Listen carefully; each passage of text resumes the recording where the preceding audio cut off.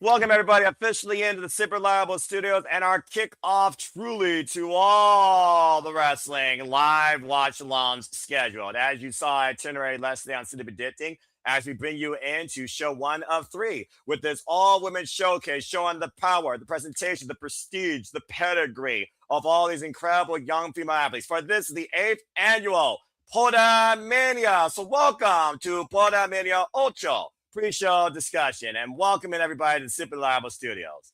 Hello, everybody, and welcome back in here once again to the Super Reliable Studios. You know what this is, for I am the Superman of the Super Brand, the voice of wrestlers, forever grateful for all things professional wrestling. Damn it. And my name is Noah Foster. So thank you all for tuning in. Please like, subscribe, comment, and tell a friend. You want to dictate the conversation, of course. Super chat. It truly is as simple as that. Without further ado, allow me to introduce my color analyst for tonight's festivities, too. There may be another one, but we will soon see. Might get a little bit batty. First and foremost, he's been an advocate of women's professional wrestling longer than I've existed, and I've really learned to learn a lot from him. And this is also the first time we've united since the multiverse, actually. And I'm looking very forward to calling this. And it's great to have Jeff Mother from Meacham here on the call. Jeff, how are you? And how you feel about Podermania? Is this really my first time being an analyst on a watch along since Multiverse United? Probably, I think. Golly, I feel older than I was. Oh my lord.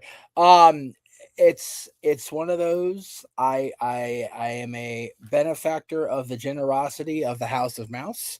They gave me the days off I wanted and more. So I get to be here calling the action with you guys. And you know, like you said, what better way to start it off than with me on the call for a women's wrestling showcase. I think given the you said covering women's longer than you existed, I don't think I've been calling wrestling period since you've existed, as long as you've existed, because that's only 24 years, brother. But I appreciate the handing me the cane and the Ovaltine again, as Mr. Mansfield always does. But I mean, you've done it longer than me. I've only known you as a pure friend and a fellow fan of wrestling since 2018. Yes. Since your existence in this space, absolutely, 100%. Look, man, it's WrestleMania week. It's always a charged week of energy bouncing all over the place. They're in a city made up of lights and craziness and just nonstop go. So I think it's only appropriate that my energy levels are as such, and I'm looking forward to it. There are a lot of people on this card that I'm familiar with, a lot of people I'm not. And let me just say this far off the record. We appreciate those of you tuning in to watch us do our thing, Noah and I, because I feel there's no better unsigned play-by-play man in the industry than Noah Foster, for the record. But I will not in any way discourage you guys from turning on Triller and going to the watch along for Podermania and actually checking out their broadcast team as well. They have some of my favorite people in the history of my wrestling fandom on this con. I'm going to be accurate when I speak this. So I don't want to be that guy. Nobody likes that guy. No, our friend Heather Lynn, who we featured with an interview. I try to be part of it, but technology is a son of a bitch. Emily May, Veda Scott, Val Capone, all four of those ladies are just next level. So if you need to have a split screen, make sure you give the ladies their just due as well. But I am looking forward to calling this with you, brother. Yeah, and again, it's not about me. It's about wrestling, and I will never take anything away from the talent, the announcers, the commentators, and those that bring the show together, including Ella Laredo, who is the brainchild behind Podermania. Again, this is the 8th annual Podermania, this annual spectacle that's become an all-women's wrestling showcase that started back in 2019. And of course, will be headlined with the defense of the Podermania Championship. So without further ado, why don't we go ahead and get right into things and start talking about things with that main event. As we know tonight, Brittnie Blake, the current Podermania Women's Champion, will defend against ballsy Shotzi Blackheart. This is the first time ever going one-on-one, but it's not the first time ever they shared a ring together. And again, Brittnie Blake, of course, who beat Christy James to hold on to this championship now. Going on damn near, I think, over 600 days. Of course, this title is literally only defended at this stage. And I believe that she also... The nice thing about this, though, when it comes to familiarity and maybe that Shotzi Blackheart's ready, Shotzi Blackheart was part of the very first Podermania. In fact, she was challenging Chris Berry for the FSW Heavyweight Championship. We know Shotzi's going to be all over Las Vegas this week, considering she's the House of Glory champion as well. Let's keep that in mind. So, Jeff, what are your Yes. thoughts regarding this match here? I wish I could say I should be as familiar with Brittnie Blake as I am. I have been, again, a benefactor of watching you guys speak with her and get a little more information on her. So I am looking forward to seeing her in action for my first time watching her in real time. Very familiar with Shotzi, of course, being a former WWE superstar and having the opportunity to see her live on the indies in between her stints with WWE. So she is a one of a kind talent, is Shotzi Blackheart. And I have been a fan of hers from the beginning. She's got a very unique look that, apparently didn't, always mesh well with those in charge in Stamford. And that's their loss and our gain as independent wrestling fans. And I really think for the first event that's really getting the major hype in Las Vegas, I can think of no better main event than these two going at it for the top prize in this particular brand. I'm so excited for this. Yeah, and again, like I said, she was part of the very first one, but she has not been part of Podermania since that point. This is a return to Podermania. Brittnie Blake trained out of the GCW JoJo with the likes of Drew Gulak, also a lawyer, so she can also defend you in court. Bit of a cosplayer, streamer, just a general lover of the journey and the wrestling business. 13 years of experience. She's had this title now for 700 days nearly, and this will be, I believe, her third defense of the championship. It's also one of those things, though, when I think about, again, the drive of the competitor to prove how great they are. I'm very curious with the familiarity they have on opposite sides, how well they gel in their first ever one-on-one encounter headline tonight's event. Yeah, it's one of those, they never gone one-on-one, so there's definitely a different dynamic to it, a different feel to it, and it's when you're matched against somebody that you're familiar with but not long experienced with, but you're battling for the top prize on a big stage, your adrenaline goes up, your passion increases, your desire to show the world what you can do and how you can do it better than your opponent just amplifies exponentially. It's WrestleMania week. It's Las Vegas, man. Everything's a gamble. No risk, no reward. Fact. And this is the thing that kicks it off. And again, folks, you can watch Podermania live along with us. Become a subscriber today on Triller TV, the Triller TV service through the Triller app, as we are just a little bit under 20 minutes away from the show beginning. I know pre-show festivities are probably going to already ensue soon, so shout out again to Big Ups, Charlie Evans, who takes on Billie Starkz. And of course, you all can watch that tomorrow on demand via the Title Match Network. Shout out to Nick Ferrantes in the chat, who's been instrumental in our interviews, growth and development at Suburban Studios. A great friend who always is ready to serve us something Canadian and something rather ridiculous, but we wanted one man away, and shout out to the misses. Speaking of a title match, speaking of course, top tier talent and bringing things forward to Full Gear, we also have the face of Ladies Night defending her place against, let's call it what it is, the leader of the pack and the pride that is La Leona. As of course, we know that Jasmine Allure, and we all have the allure for Miss Allure, if you will, she will be defending the Ladies Night Out Championship against Alejandra La Leona. Of course, Jasmine Allure has been up and down all around the independents. Of course, we've interviewed both these incredible ladies. La Leona, more of a wildcat, a free spirit here. But again, when you think about Jasmine Allure's run with this title across multiple Ladies Night Out, it's hard to see anybody stop her, including most of the talent on Podermania itself that have fallen victim to her. So what do you think about this match, Jeff? I am, again, it's the unfortunate thing about, getting back into this after being away for so long. Very familiar with Jasmine, seeing her across different promotions in California and on streams, throughout the world, it feels like. And then you've got Alejandra, who I'm not overly familiar with, but just being able to catch up and do my homework. Do your homework, bro, as we had a guest tell us at one point throughout the years. If you will, is another great guest we had throughout the years, or at least I did. I was so grateful. But by the way, just low key as we're doing this, I'm so glad I volunteered to call JCW with James, because I've not given JCW a full view in a while, and I'm curious how old Vinny Rue's doing. Anyway, Bro. I'm telling you, bro, it's gonna be a long Friday night for me, bro. Yeah, I get you, bro. Continue. Freaking blood sport with you, and then GCW with James. I am sleeping in until 1 minute before WrestleMania starts Saturday. I'm throwing that shit out there now. Anyway. That's probably a fair idea considering we are going literally live at the same time, both Saturday and Sunday, 5:30 p.m. Standard Time. That's a fair analysis. Just the morning will be slept away, and then Greg will get what's left of me Saturday, Sunday. Anyway, this one again, it's not the top prize in Podermania, but Ladies Night Out will also have their show tomorrow night. So this match not only has implications for how this show comes off to the wrestling audience around the world. I mean, we're going to go live on Triller here in about 17 minutes or so. So the whole world has access to this brand. Yep. And then it also has implications for tomorrow night's stream as Ladies Night Out 16 goes live, covered again by you and I. So I love it when a thread follows through. We talked about the old days, the Attitude Era, how a single story thread will carry through the entire 2 hours of Raw.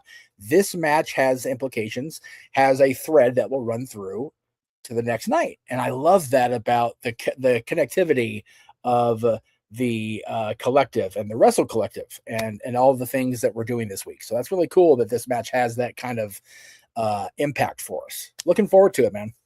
Yeah, and of course, these two, they literally have shared time in respective careers since 2022. They've only had one other singles encounter, and so far, Jasmine Allure does owe a win over Alejandra La Leona. But Jasmine, who currently holds 2 championships, she just does lose a championship at Rhodes Wrestling Association against Spear Rhodes, the Rhodes Association Women's Championship. But again, she has literally been the face of Ladies Night Out. She has been the Ladies Night Out champion now for 500 days, defending that title up and down and all around. And tonight will actually mark her 19th defense of that championship since she won at Ladies Night Out 14. So we'll see if the Ladies Night Out 16 face that runs the place changes tonight with a new leader of the pack taking control of the throne. But I'm looking very forward to this as well. We followed Jasmine Allure up and down throughout all the independents, a standout of Texas along High End and Maya World, and one of my all-time favorites. Looking forward to calling tomorrow on Progress, Vert Vixen. And shout out again to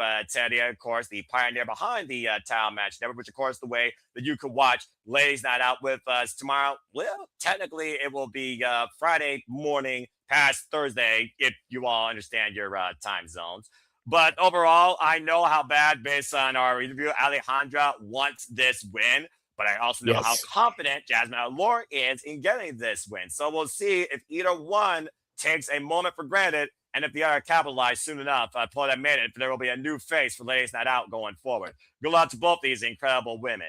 Speaking of incredible athletes and crossover in sports, Jeff, of course, you are a hockey fan, so I don't think I have to ask who you want to see win this match when it comes to the conduit of karma, Kaia McKenna, taking on GCW's Allie Katch, who has a lot on her mind this week if you've been following her career, folks. Coming back from injury, 10 months off her career, might I add, since last year, November. Now taking on the conduit of karma one-on-one, who's coming up from the finals of Pro Wrestling Symphony. So again, is karma bleep or does fortune favor the bold? Because I look at Allie Katch, that's the definition of someone that's been very bold in the wrestling business. What's your thoughts about this match, Jeff? I am not allowed to have a fair approach to this. Kai is a hockey fan, man. I was so bummed that I had to miss an interview because of working for the Mouse. I was bummed as hell. I definitely look forward to the next opportunity that we get to interact with Kaia, because I definitely want to be in on that process. God, Allie has had such a year, more than a year, really. So it's a complete toss up for me, just because I am so just invested in Allie's story, in everything she's doing. And I love Kaia's, I love Kaia's spirit. I loved her approach. I loved seeing her interact with all you guys. It was so cool. So I'm invested. And I'm a lot less biased than I thought I was going to be. I will say that, just because I am so much a fan of Kaia and her fandom of hockey. But my goodness, Allie's story is just undeniable. Yeah, and again, Allie's got a lot on her plate this week, folks, where her career might change forever as we know it, where she may have to leave her home, much like Charlie Morgan and Alex Windsor in Pro Wrestling Eve during their very bitter rivalry. Yeah. Again, stay tuned for our coverage of that career-defining match later this week across our streams in the GCW Collective. But that being said, it's the first time ever one-on-one matchup. But Kaia McKenna, of course, no stranger to the Podermania stage. She's here back-to-back years now. And she does have a singles win here. So, again, it might favor her. And Allie Katch, like I said, it's going to be a very busy week for, let's call it a lot of people's favorites for GCW, period. So I'm very curious to see how these two match for the first time ever. There's no prior wrestling history of either of these two women. And I love when we get those type of dynamics where you have unfamiliarity and familiarity. Speaking of which, speaking of people that are familiar, this person's very familiar. We have one Canadian in the chat. Well, she's yours, she's mine, she's our Canadian friend, Ash Minute. Hello, Ash. How are you? I'm good. I'm just trying to find the pre-show on Triller TV. There is no pre-show. The pre-show is exclusive for fans. The pre-show is on demand tomorrow at Time Match Network. So if you are seeing just a countdown that now for me is at limit to 30 seconds, you're in the right spot. So how are you feeling about this show, Ash? And Jeff, Ash, this is the first time ever the three of us are calling the show together. Yes. I'm looking forward to it. It sucks that I missed the pre-show because I ordered through Triller TV, so that way I can also get the Dragon Gate show that I'm going to be calling later on tonight with James. Nice. Keep plugging again, folks. Stay tuned for Dragon Gate and Hybrid Wrestling, part of the Super Live Studios live watch on schedule. Well, that being said, Ash, of course, we've interviewed Kaia McKenna, and we were just talking about Allie Katch. So, any thoughts you want to throw towards this match? Is she on any of the GCW shows coming up? Allie Katch, yes, actually. Oh, that's going to be a fun watch. That's going to be a fun watch. I've seen her once, and that was it. Because I only seen one GCW show in my life, and that's it. Well, I mean, hey, you're going to get a lot more GCW this week. I guarantee you that. But here's one person I know we've all seen at least once, if not twice, maybe since she was 8 years old. Does anyone recognize your BFF, Izzy Moreno? As Izzy Moreno will be involved in triple threat action against the center of attention herself, Brittnie Brooks, will making her Stardom debut this week, and Gypsy Mac. Gypsy Mac, Brittnie Brooks, and Moreno, they've all been very familiar with one another in some capacity. Hell, Gypsy Mac and Brittnie Brooks have teamed together, and it might be a bit of a home field advantage, particularly for Brittnie Brooks, who represents FSW and literally wrestled primarily out of the Las Vegas area. But our BFF, she's up and down all around, scheduled all over the place. This is her second time. Oh, you're good. Shout out to Mrs. This is the second time, of course, she's at Podermania after going after the Eve Championship against Nina Samuels. Jeff, we followed Izzy Moreno, this young lady, from every aspect of the business. She was the little lady with a bow in her hair, representing the black and gold NXT that brought her heart and spirit for professional wrestling. But we've also let up Brittnie Brooks rise, especially through FSW. And Gypsy Mac, she's been making waves across the independents. And I do think that Gypsy Mac and Brittnie Brooks, who offer a ton more experience, might try and take advantage of that against Izzy Moreno. But it is a triple threat, not a handicap. What's your thoughts towards this?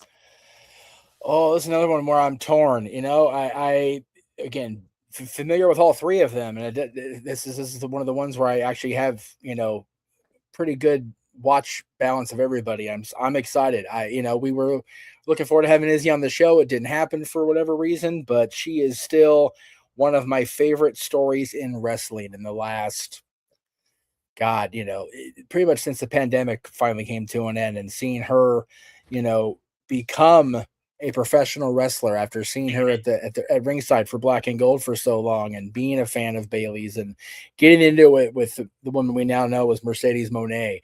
And then you got Brittnie Brooks, who is just this absolute spitfire and ball of positive energy, and she's smiling so big right now it's blinding me here, even though she's on the strip in Las Vegas. I love her to pieces. And then you got Gypsy Mac, who is a very much not just some random third party in this match. She is a wild card. She is a unpredictable variable, and this is going to be one of those things. For me, this is the biggest stage Izzy's been on today. And I think she has a tough mountain to climb ahead of her.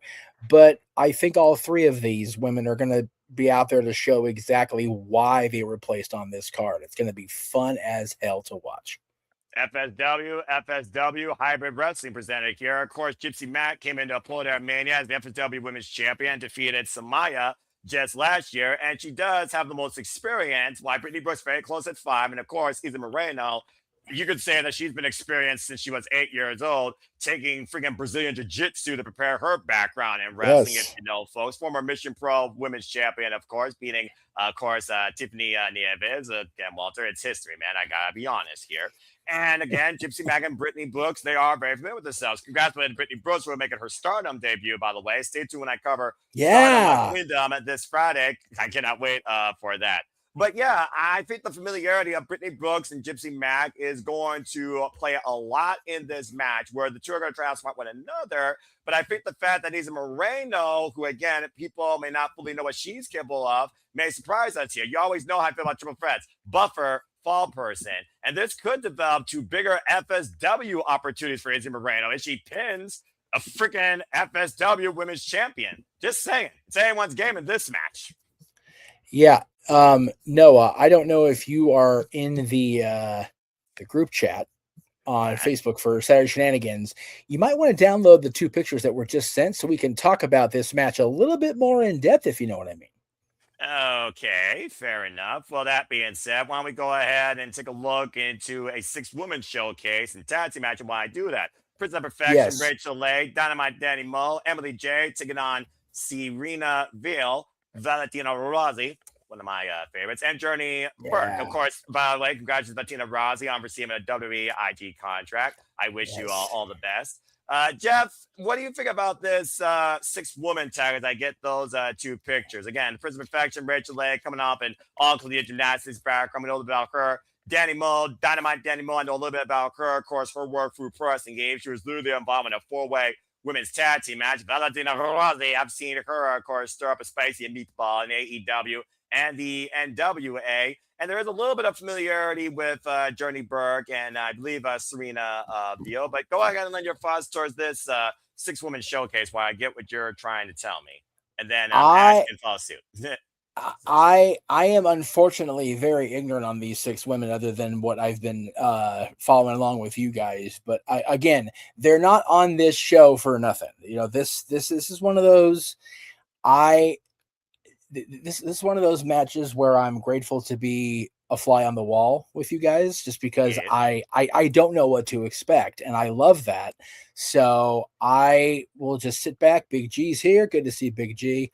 Looking forward to your thoughts on everything throughout the week, brother. We'll definitely, hopefully we can get you we'll have you on the review or the Greg Cherry show next week and we can talk all about it, brother.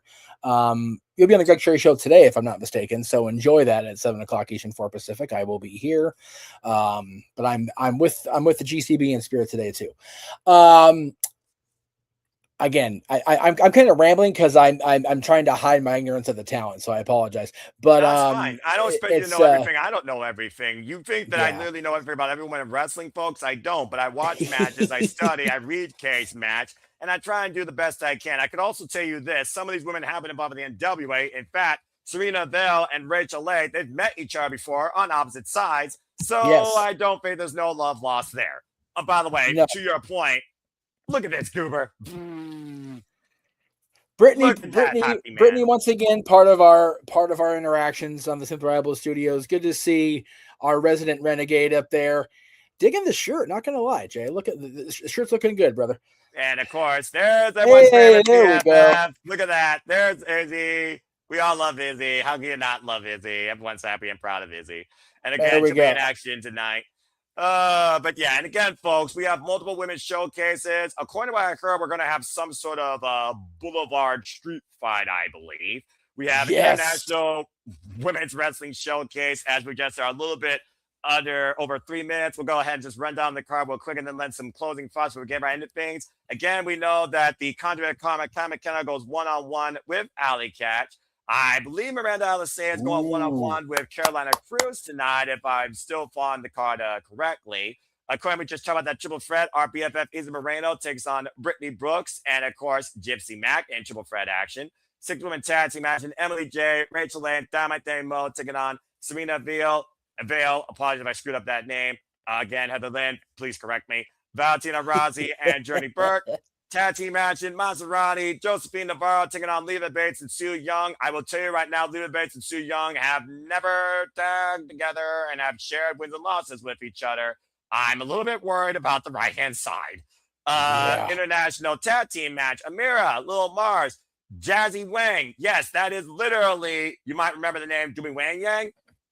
That's family. And Toga from Tokyo Joshi Pro Wrestling will be an international tag team action. Yeah, I had to look that up myself. And for those that don't know, Dumi Wang Yang, he was trained by the likes of Paul Ordendorff. So this woman's going to know a thing or two here. Is this Jimmy's younger sister or is it younger generation? I think it's younger generation, honestly. Whoa. Because she's from the Ohio area. So this is going to be interesting. That can't be the case because Jimmy Wang Yang is still a teenage cruiserweight, so that can't be right. I'm old again. Ovaltine. Thank you. It's all good. Alex Gracia goes one. Of course, the Pink Dream goes one-on-one with Aleah James. Looking very forward to that. And we, of course, talked about the Ladies Night Out Championship. Alejandra La Leona, of course, taking on top-tier Jasmine Allure. I believe this is going to be the Boulevard street fight, by the way. Yes, CXS taking on Shazza McKenzie. These two are very familiar with one another, so I'm expecting them to tear each other apart. And, of course, our main event will be for the Poder Women's Championship as Brittnie Blake, the current Poder Women's Champion, defends against Shotzi Blackheart, who, again, is coming back to Podermania Ocho for the first time ever since Podermania Uno. From 2019 to 2026, could this be her year? Could she become the new face of Podermania? We'll find that out soon enough here as we just have 1 minute and 8 seconds left. If you are along with us on True TV before the show goes live and on the air. So we got a couple of minutes left, or about a minute left. Anyone got some closing thoughts? What you're most excited to see? Any upsets you think that might happen regarding the singles matches or any of the tag teams? Anything y'all want to add? As I see Ash is hydrating herself for her batty nature. Ash, what match are you looking forward to the most? And any closing thoughts you have? Am I allowed to say all of them? Accurate. Because I am not that familiar with any of these ladies, except for like maybe a few handful from watching TNA Impact and NXT Black and Gold. And other than that, yeah, these are all like a whole new world to me. I love exploring more women in wrestling and discovering more talent in this business. I simply said Kendall Gray, wrestler. That being said, again, Jeff, you are back in the analyst seat here as well for what is near and heart to your heart and soul. Again, you once literally ran a women's promotion. So what does this mean to you to call on a women's showcase like this? Well, I just want to say, since we're at the Horseshoe, if anybody's over at Blake Shelton's Old Red or any other places that are serving or sampling Bonita, batten down the hatches for that street fight. They may stumble into the bar. I'm just throwing it out there, man. It's false kid anywhere, I'm sure. So street fights we are 30 seconds away, by the way, if you're on Triller TV. So awesome. Yep, I just literally changed. So I'm starting. Copyright. Yeah, not copyright. I got 30 seconds as well. So again, and then Ash is your thing also. Oh, copyright notice. Man, they're wasting time. Okay, so I'm a little bit ahead of you guys, which is good because I can react to your call rather than react to what I'm seeing. Perfect. And then again, copyright notice, the unauthorized production, distribution. Oh, we're all synced up now. All right, good deal. I got the copyright notice too. Again, folks, not copyright. Support everybody today. As girls, we have to go live here in 5 seconds as we go into the Horseshoe in 3, 2, 1. Let's do this. Very curious to see what opener it's going to be. I'm pausing right now when the copyright notice faded. See if we can sync up here. All right. Well, I got the copyright notice on my screen. Again, this is part of the GCW Collective, folks, and I hope everyone enjoys it. And I hope everyone enjoys the commentary. Oh, I just got the copyright notice now. Okay. Well, that's when you see a little anime girl on your screen, diving. There it is. There she is. Right? I like it. I like this. Oh, she is here now. All right. Good enough. Cool. Oh, this looks like Demon Hunter, I believe. K-pop, whatever it's called, but the K-pop Demon Hunters. Yeah. The other Demon, the original Demon Hunter show, right? I don't know. Demon X Hunter? Demon X Hunter, thank you. I could not remember that for the life of me. Dude, you are far out of my groove. I got no idea. I have to call my niece. Help me. That's another movie I haven't watched yet. I haven't gotten around to the K-pop Demon Hunters because I heard it was really good. Really? I have more people with knowledge of that than I ever have had anything, I think, in my recent existence. I'm going, okay. I don't know. What a unique opener, by the way. Demon Yeah, this Hunter. is weird. I'm digging it though. Well, I mean, hey, it's a dynamic night, right? So, I mean, go along with That's it. And again, folks, we hope that you enjoy the commentary, reaction, coverage, analysis. We hope that you maybe learn something or two from some of these many talents that may encourage you to follow them on a continued journey. Some of these talents have literally, on average, 5 to 6 years of experience. So pissed I'm driving and missing it. Oh, there's our buddy Heather Lynn stepping into the ring and the horseshoe. All right. Hey. Let's get ready to do this. Let's see what our opening cards is going to be. Heather Lynn, take it away.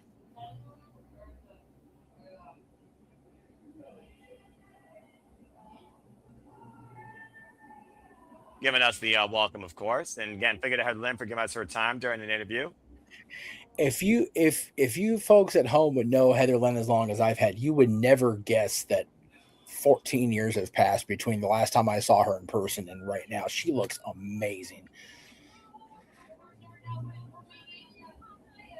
And of course, my favorite voice of commentary, the independents, not named Walker Stewart, that should be hired by a big company and should be a play-by-play for any company, Vanna Scott. Whoa, Leva Bates walking out. Leva Bates and Sue Young sporting the Demon Sue X Young, Hunter gear tonight. Yes. Oh, We're I gonna like start things off with this tag team match.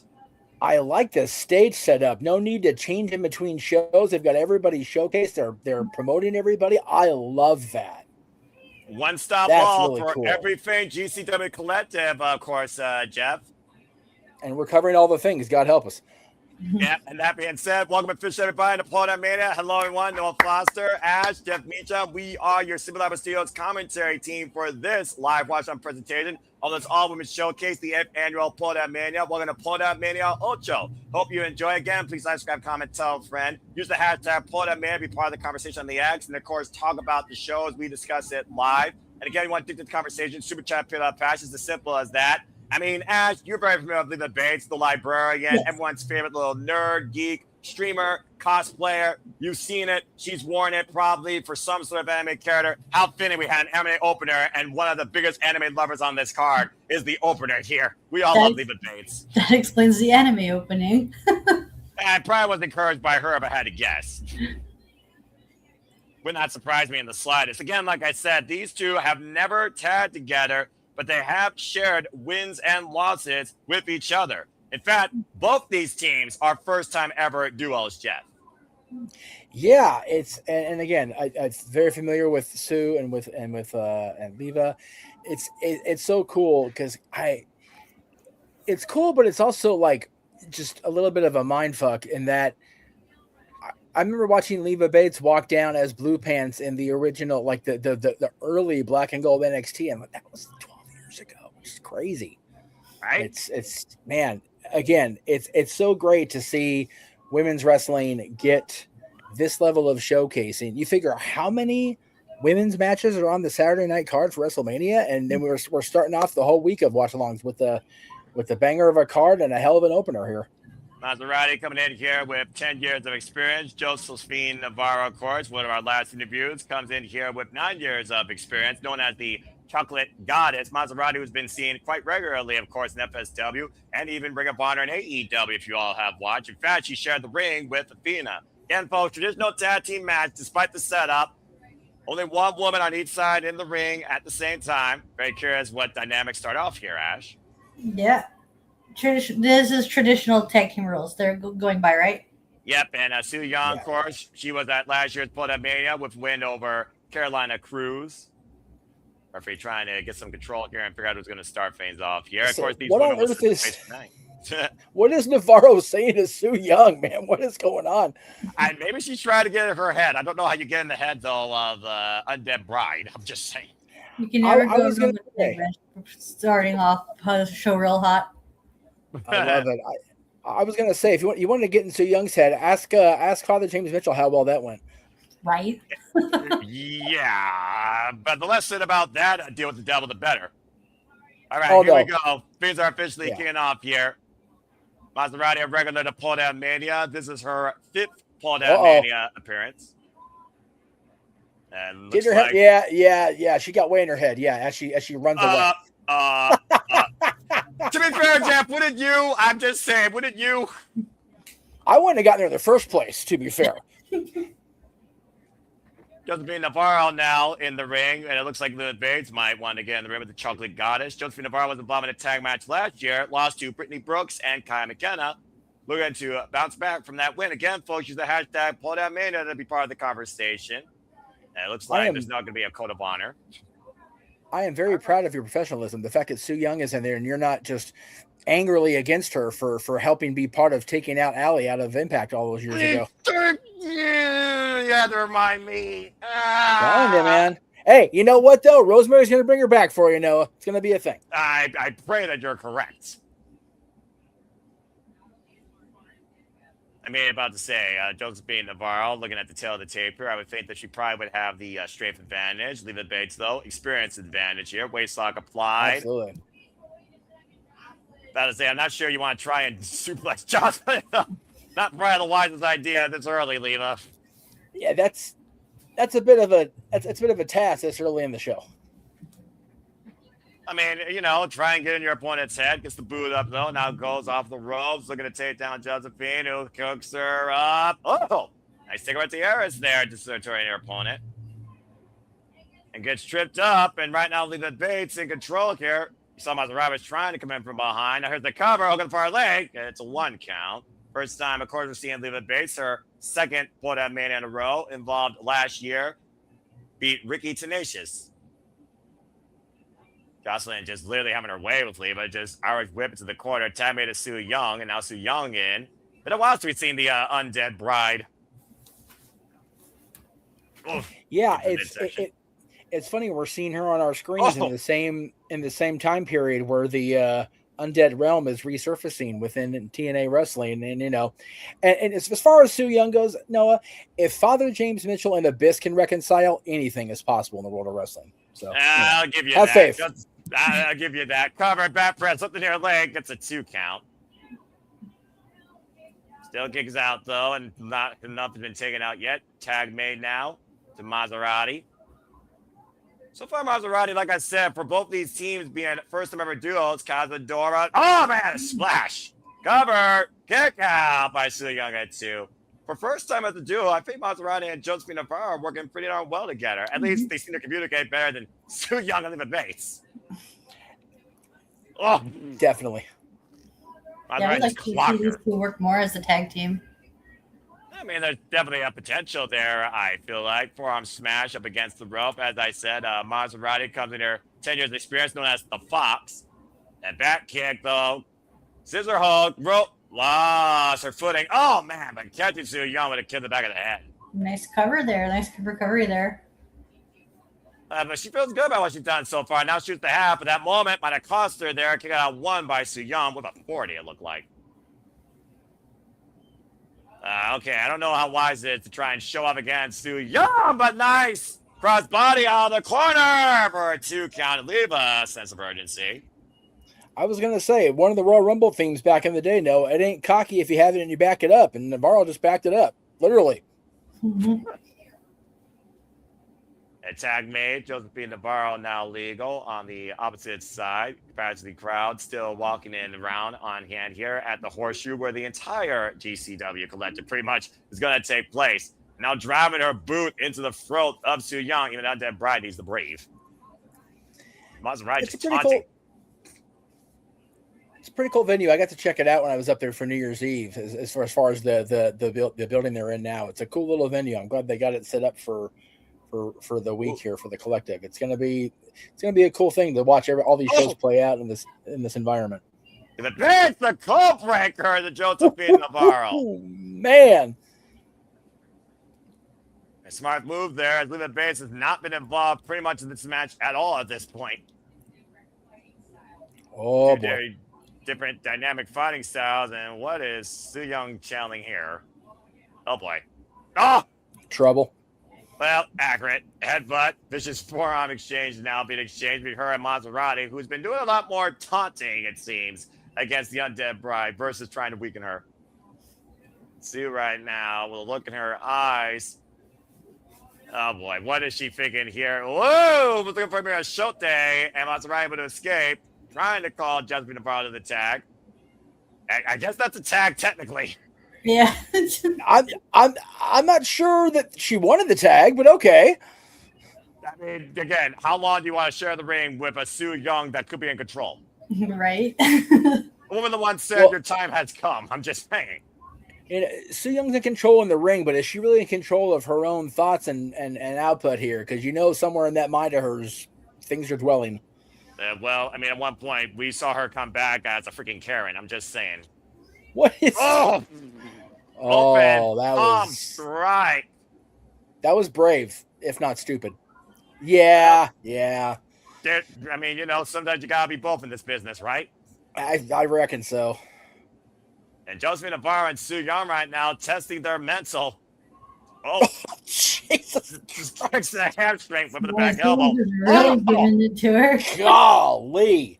Clapped her all the way back to the corner. Tag me now to Leva Bates. So Leva's finally legal. It just gave me the expense of Su Young's head going into the fifth row. About to say, and Joseline Navarro right now, biggest X factor in this match, rising knee strike, takes Su Yung down, even though she's not legal, and drives her boot through her face. Oh, man.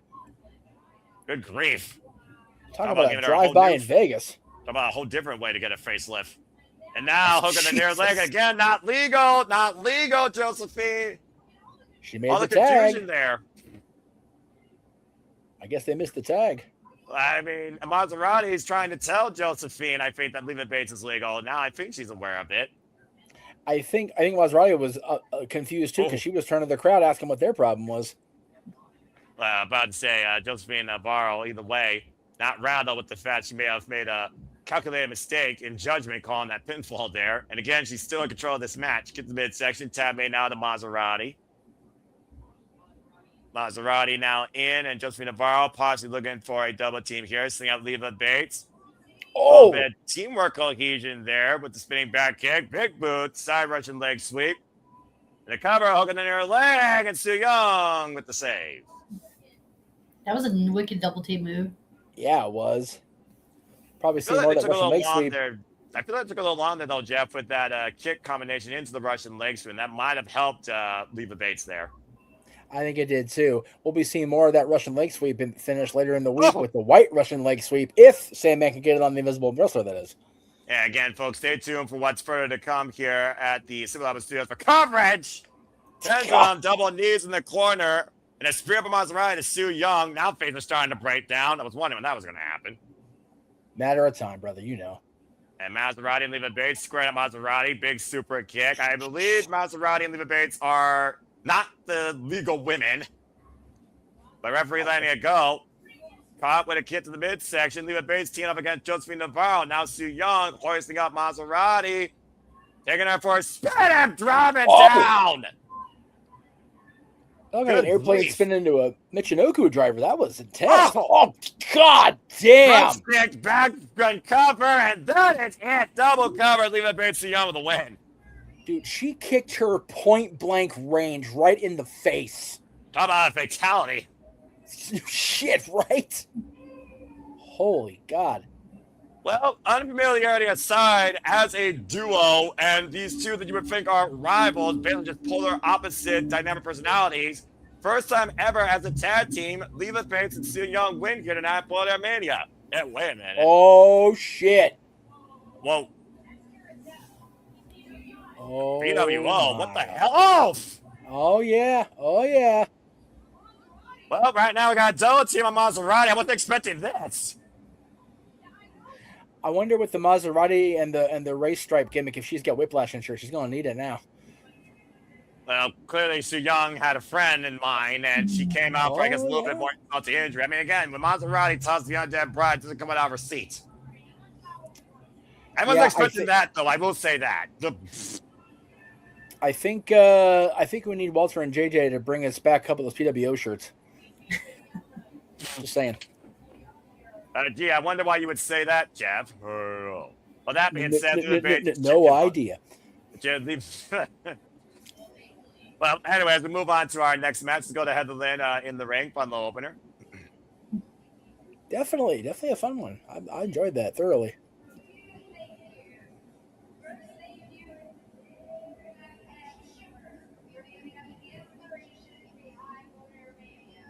Shout out to other promotions for this bridge Podermania, including Shimmer, one of my favorites. FSW, as I mentioned earlier.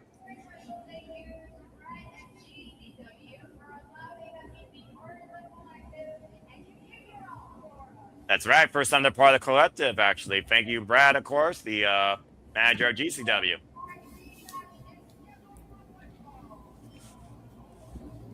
All right, let's see what we got next here.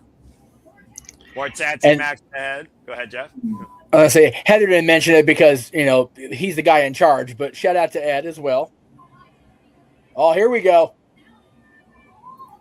We're going to see all sorts of talents from all around the world here in this tag team setup as we have Amira and Little Marz making their way to the ring for this international tag team matchup. Let's see Amira back in the ring ever since Prestige has sadly closed this door because she was a big staple in there. Yeah, she was. Amira was so good in tag matches, so this is gonna be fun seeing her wrestle in this tag match. So this is actually her special then. Did our boys mention if they were where they were sitting for this show? No, they didn't. Okay. For all I know, they're probably backstage right now, getting ready for interviews and further helping the talent and Ed Laredo. Again, shout out to Ed Laredo for all the hard work he did in putting together this show. Yep, awesome. Up, kind of see the spring break banner hanging back there for Joey Janela. We're going to see that as well as the Bloodsport banner. Man, this is going to be such a great week. I'm so stoked for all this. And I'm very stoked to see this Tokyo Joshi Pro Wrestling star on my screen for this show. Toga alongside Jazzy Wang Yang. Again, hard for me to say. Jazzy Yang, of course, Cincinnati, Ohio. Background in basketball, softball, and volleyball. Looking to kick some head snap. You know. Of course, generation, brand new tag team here. And Toga, though, I believe it's their Podermania debut, 23 years of age. Again, as I said, she works at TJPW. Of course, TJPW will be at the Palms there in Las Vegas, known as the Silver Snow Crystal. Only 3 years involved in the game.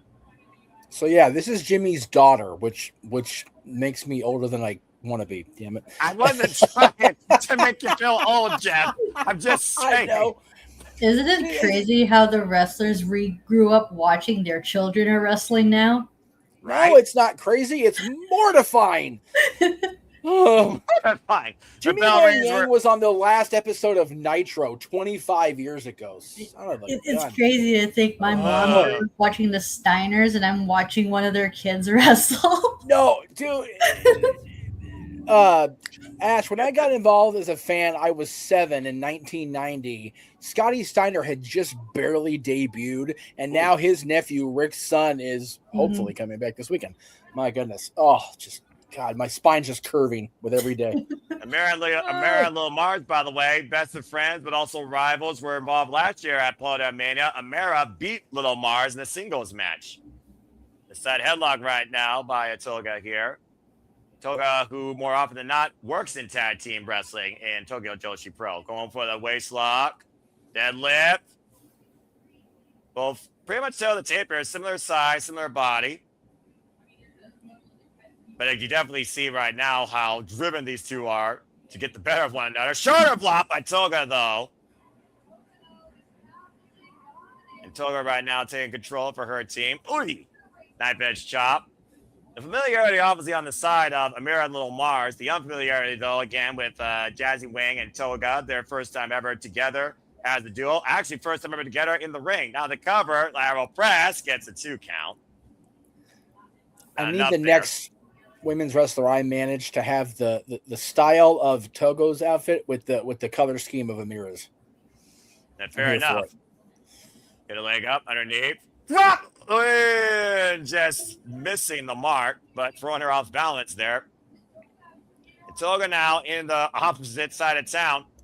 The tag made. Lil Marz now legal. And of course, like you said, as Lil Marz was involved in Prestige Wrestling, just booted the side of her head. Now following up again, the former APW champion.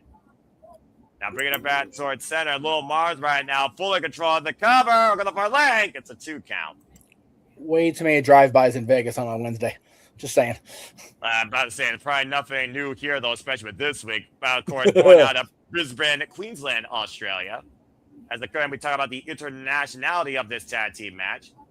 And tag made now to Amira, tag made to Jazzy Wang. And taking it right now with these beautiful arm drags for the kick.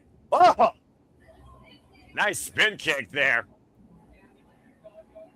I like Jazzy Wang's style here. I can see her joking Tokyo Joshi Pro, honestly, with a win with Toga here.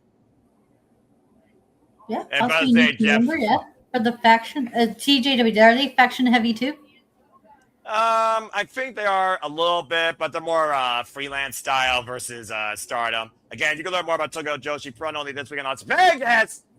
Almost a rolling thunder there. Shout out to RVD. Now the cover on Little Marz hooked in their leg. Yes, back very gets nice. a 1-2 count. And of course, we'll see RVD, more of Tokyo course, Joshi now a Pro Vegas in resident. prom. So. About to say. I'm sure Robin Dev's not too far away from the events that are happening over the course of this week, Jeff. I bet shop now, as I believe Amira is now legal with Jazzy Wang. Jazzy Wang Yang. I don't know if I should call it Jazzy Wang or Jazzy Yang, honestly. Irish whip, reversal. He's looking for the cross body, able to scout it. Drops the elbow to the heart. Cover with their leg and a 2 count. Go with Jazzy Yang. If she gets a cowgirl hat, then you can have the win.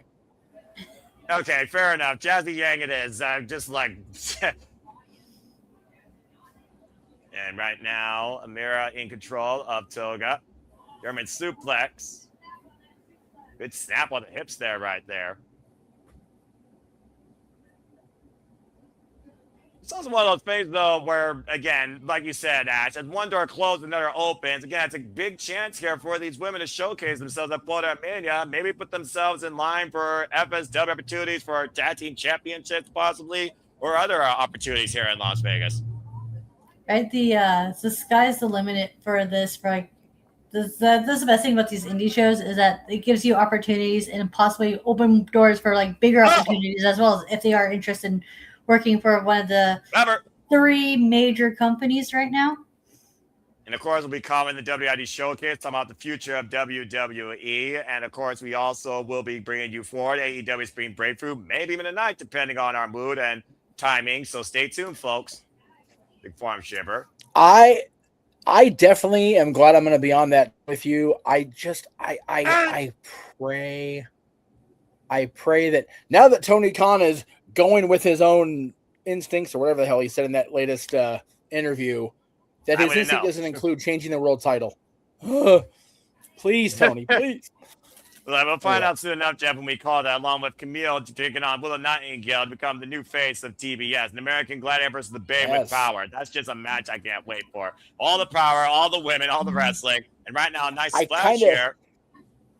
I kind of low-key don't want Willow to lose because then JJ will go back to the Airbnb and have a heart attack. Like, no, don't kill JJ yet. He's got more than enough to be happy for. I mean, he's already met, of course, Brittnie Brooks, and also nice. Cannonball in the corner, and our BFF is in Moreno to be in action tonight. Straight up towards center, hit the cover, look at the far leg, gets a 2 count. Yeah, Marz and we all know doing a good job of working as a team, like keeping Jazzy away from her tag partner, so that way she makes the hot tag. Isolated and probably working to it. Isolated and dominated. We talk about the familiarity again with Lil Marz and Amira, as you talked about Prestige. The backbreaker over the knee, and Podermania presenting. Now as a cover again, hook on the far leg, gets a 2 count. Like we always say, Ash, it's not hard to book, it's just hard to finance. Booking tag team wrestling is so simple if you let it be. Right. Just work. Look at the teasing. That's just mean. I'm here for it. I love that. I mean, again, your opponent's head, you know.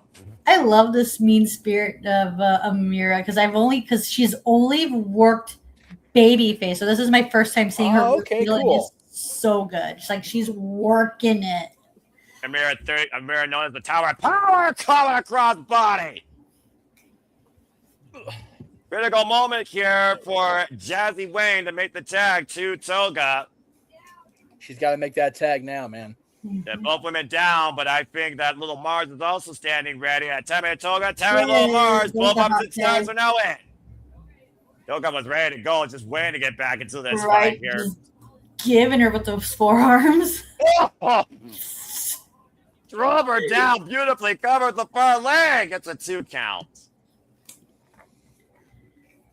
And just like that, Toga has regained control of this match for her team, hoisting up little Marz. Big slam, now hoisting up Amira. Oh, man. That is the worst. Cover with the far leg, Loud Pretz gets a 2 count.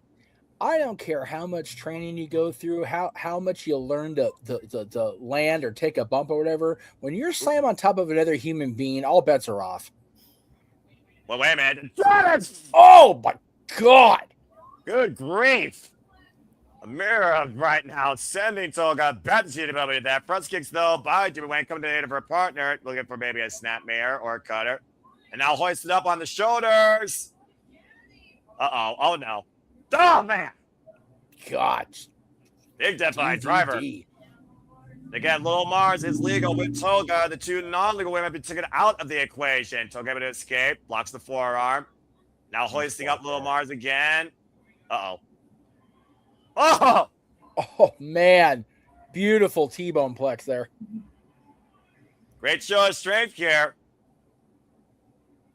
Oh, God. Oh, jeez. Little Marz is down, and that is it. After that ridiculous Uranagi. That's what that was. Okay. Well, is that okay? Yeah, kind of. I was gonna call it a T-bone plex into a oh God, what the hell did Road Dogg and Test used to use? Pump handle slam finish, but it started out as a T-bone plex. I don't know. It was weird. Right. I love the transition though. Again, take a look at the replay here. To your point. Yeah. Okay. That's fair. Yeah, that's definitely more of a. Yeah, that was a wicked T-bone suplex Toga did. That was probably one of the best T-bone suplexes I've seen in quite some time because not many people do that anymore. And you can follow Toga. And you can follow Toga, by the way, who's only been involved in this business for 3 years, further at Tokyo Joshi Pro Wrestling. I'm sure we'll see her at the Palms later this week in Las Vegas. Congrats to Jazzy, Wang, and Toga winning this fun little tag showcase. Noah, while we're talking about women's wrestling, thanks to our buddy Datilla, we found out that Forbidden Door, including Stardom, is going to be coming up in June, man. I'm here for it. And stay tuned, folks. We'll be covering that. Here's number 2. Let's go down the headwind, though, for our next match. God, we'll go moving right along here. I love these shows. Wait a minute. What? Right. What the hell? Wait a minute. What's happening? Heather has no idea what's happening. What the hell? They're bringing plunder. It's plunder, Noah. I tell you what, baby, it's plunder up in here in Vegas. I suppose. Shout out to Heather for selling it, though. It's like they are loaded the ring with plunder and Sin City, baby. My goodness, this must be the street fight. Las Vegas Boulevard Brawl. Wow. Okay. I'm telling y'all outside the Horseshoe, pay attention to what your shit's going on around you. Well, that only can mean one thing. Here comes Nixi XX. And she's going to throw far more than that little bouquet. Shit is about to go down in the middle of this venue. With 2 women very familiar with each other, too. I heard many good things about Nikki, so I'm looking forward to this because a lot of my friends, especially the ones over in the Wrestle Collective, they've been talking big game about her. She's known as the Versace of violence. Oh, okay. For all y'all that aren't watching on Triller, first of all, shame on you. It's $10. Get over it. Second of all, there is a card table in the middle of the ring with chips and everything on it as these 2 prepare to have the Las Vegas Boulevard Brawl. Yeah. Place your bets. Who wins here? Okay. Wait. Nikki, he's already wearing an Elvis Pompadour wig. He does not need your bridal veil, too. Sweet niblets. I mean, to be fair, he probably looks a little bit better. By the way, this is kind of a rematch from last year at Podermania. It was the last woman standing match. that Shazza McKenzie got the better of Nixi XS. Shazza McKenzie, of course. Oh my gosh. We've got Nikki as a bride that looked like she shopped at the wrong side of town for her gown, and now we've got Shazza coming out here as a showgirl. I love professional wrestling. Even Las Vegas, Shazza McKenzie, though, who heavily outweighs this experience. 17 years coming to us from Australia, and is ready to drink and fight. Currently, the MAW Women's Champion. That's a giant bottle of whatever she just chugged. I'm now scared she can get in the ring proper here. Wait a minute. Okay, we're good. This is the Believe It or Not, and again, a good luck to both these women here. I'm a little bit worried here. This has been a standard for these two women. Podermania. This is actually Shazza McKenzie's 5th Podermania, and it looks like she wants to sit down at the table with Nixi XS. Maybe we're gonna play cards instead of Brawl. Maybe we'll be civil here. I don't know. Why would you wish them luck? Wish the ringsiders luck. They're going to need it. I mean, it's not the first time, though, that Shazza McKenzie's been involved in a brawl or a street fight in Vegas. I mean, she beat Allie Katch in 2023 at Podermania. Okay, everyone's going to argue with the dealer here, which I guess is the referee. I don't know if we're playing blackjack or poker. Probably poker. Yeah, it's poker. There's 5 cards. There's a 5-card hand. It's poker. Well, you got to see what goes on the flow of the river. Yeah. What the fuck? Professional wrestling is okay. So Nick in the chat room is saying Ed told us that this match is going to be bonkers. It's starting out bonkers. We're having a poker game in the middle of the ring here in Las Vegas. Of course, why not? Well, who has the bigger poker face here? Okay, and again, to be the analyst guy here, the referee has on aviator sunglasses, an Elvis Pompadour wig, and is wearing Nixi XS's bridal veil on the back of his head because, why not? That's about as normal as Las Vegas gets, I'm sure, on occasion. I'm sure there's been different Elvis costumes marrying people on the regular up in Vegas, so this is probably the least offensive. All right, now Nixi XS, I don't think she's willing to show her. Oh! We're throwing stuff. We're throwing stuff. I mean, she showed her hand. Let's just call it what it is. And right now, Nick says, no, throw it over the table. I was wondering where the table flip was going to come in. That table had no chance. Eventually. It's a card table. It's going to last 2 seconds here. That table has a family, damn it. Oh, and a big forearm smash by Shazza McKenzie. She took a swing over the table with the little bouquet. Good Lord. Oh, gosh. Oh, no. Here we go. Now, hoisted up. Again, their second ever one-on-one encounter, second ever meetup. Forearm there by Shazza McKenzie. Shazza McKenzie, who actually has shared the ring with Brittnie Break. Now, charity handed.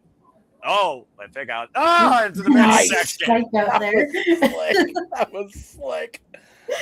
Been involved since the inaugural Podermania, beating Zoe Lucas back in 2019. And now with Shazza McKenzie scouting. Ah! Oh, my word. Crowning Nixi XS, not with a tiara, but with a steel chair in the head. Is that a kendo stick wrapped in tinsel? Yes, it is. Yes, it is. Oh no, that's more of a feather boa, baby. Fair enough. I guess it's still effective. And right now, just swinging for the fences. I think Ed's proclamation of this match being bonkers is about to go up exponentially here. Well, you said yourself, Jeff. We got a Vegas wedding and a showgirl with a feather boa kendo stick. That was not on my bingo card. There was Jay right there, by the way, at ringside. So he and Walter at ringside. Right on. Okay, well, there you go. Swing and a miss there. Shazza missed the swing against the ring post. And now, what is that? Oh. Okay, I guess the party probably didn't want to work, but it's still working. One of those popper party favors. Confetti popper is what you're looking for. Confetti popper, thank you. She didn't blast confetti in her face. She still whacked her over the head with it. Dude, those things are dangerous at that range, man. They could put somebody's eye out. I'm about to say, well, I mean, the kendo stick can rearrange someone's ribs, and I think that's what Nixi XS wants to do.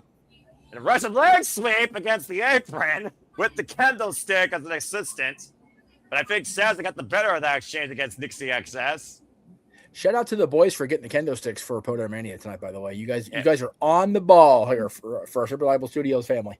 Yeah, about to say inside training there. And wait a minute. Going for a chair, but somebody's got a hold of the end of it. That's Blair Onyx. That's the Black Widow. What the hell is she It doing sure here? is. Blair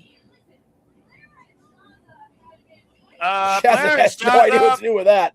First off, didn't see that coming, but I know Blair and Shazza are not the best of friends. And right now, the pearl necklace around the neck of Shazza McKenzie, and Nixi XS revenge your spine with those knee strikes. I'm about to say, oh my God. Big coat breaker, hook in the near leg, back press, and a rope break as she kicks out too. What else is going to happen here in this bubble? Don't ask, they'll answer. Noah, what are you doing? Look, sometimes I'd like to know what to expect, so I'm just saying. No, it's worse if you know, because then you're complicit. Then you're an accessory after the fact. I guess that's fair. And no. No. Don't do it. Don't do that. That's gross. That's gross. I don't care if they are just playing cards. You know where those playing cards have been. It's Las Vegas. Oh, no. Bringing on the job again. A little bit of the bubbly. Pour down Shazza McKenzie with a playing card in her mouth. I don't mean that champagne, by the way. Get to the midsection and removing her from her seat. A little bit of the bubbly goes a long way, right, Chris? Anyway. Even if it's the cheapest bubbly, probably on the strip. Oh, I don't know about that. These two are gonna partake in the good stuff. Okay, so in a comment there was a risque weapon being involved. I wonder if it's gonna come in this little bag is gonna be the risque weapon. What could be in a little bag? Oh no! Is that glass? No. Yes. Those are diamonds. Those are jewels. A girl's best friend. Look at the diamonds will cut glass. And they'll cut Gotta hurt. Wait for a carrot defeat for Nixi access to Wang. Gets a 2 count on Shazza McKenzie. Dude, diamonds will. Yeah, I was gonna say Nikki's probably getting as cut up as Shazza is. Oh my lord! Think about those jagged edges on those freaking deformed gems. We look at the replay here, running bulldog face first because Shazza McKenzie. Here cover gets a 2 count. Back live. Shazza just pulled a little what looked like a little packet of something out of her bra. Referee caught it. Whatever it is. What is that? I don't even know what that is, but regardless, the leg lariat, referee distracted. Nixi XS was in the cover, could have got it with a 3 count there. Oh, it's powder. It's a bag of powder. They're arguing over whatever it was, and again, that saves Shazza McKenzie as this Boulevard Brawl continues. That's it. There. What the? I think that was a stimulant, and I think Shazza just took a whiff of it. I think Shazza's not feeling something. I don't think Nixi XS is going to like it. Okay, sure. No one has to call the weekend already. I think it was a stimulant. Look, Scarface has his own stimulant. I'm just saying. At one point, he told us to say hello to my little friend. So, I don't know. So McKenzie has a little friend. You got to figure it out. All those diamonds. And a cover. That might be it here. Hook it up far leg. Kick out 2.5 by Nixi XX. Oh, my Lord. That was... Wait, what's Shazza thinking now? I'm not sure which one of these two is more on a hinge at this point. Just saying. Yes. Accurate. Shazza going up to the top rope. So this is what happens usually on the strip. Oh, wait a minute. What? Oh, no. Oh, here she comes again. Oh, boy. Shazza's nightmare. What the hell is Blair possessed with? Oh, God. The stretch of Blair on it, and Nixi takes advantage. Take her down with elbow DDT. Face first in the diamonds. Nixi XS with the win. Broken bottle over the head into a DDT-like thing into the diamonds. Somebody call blood transfusion immediately.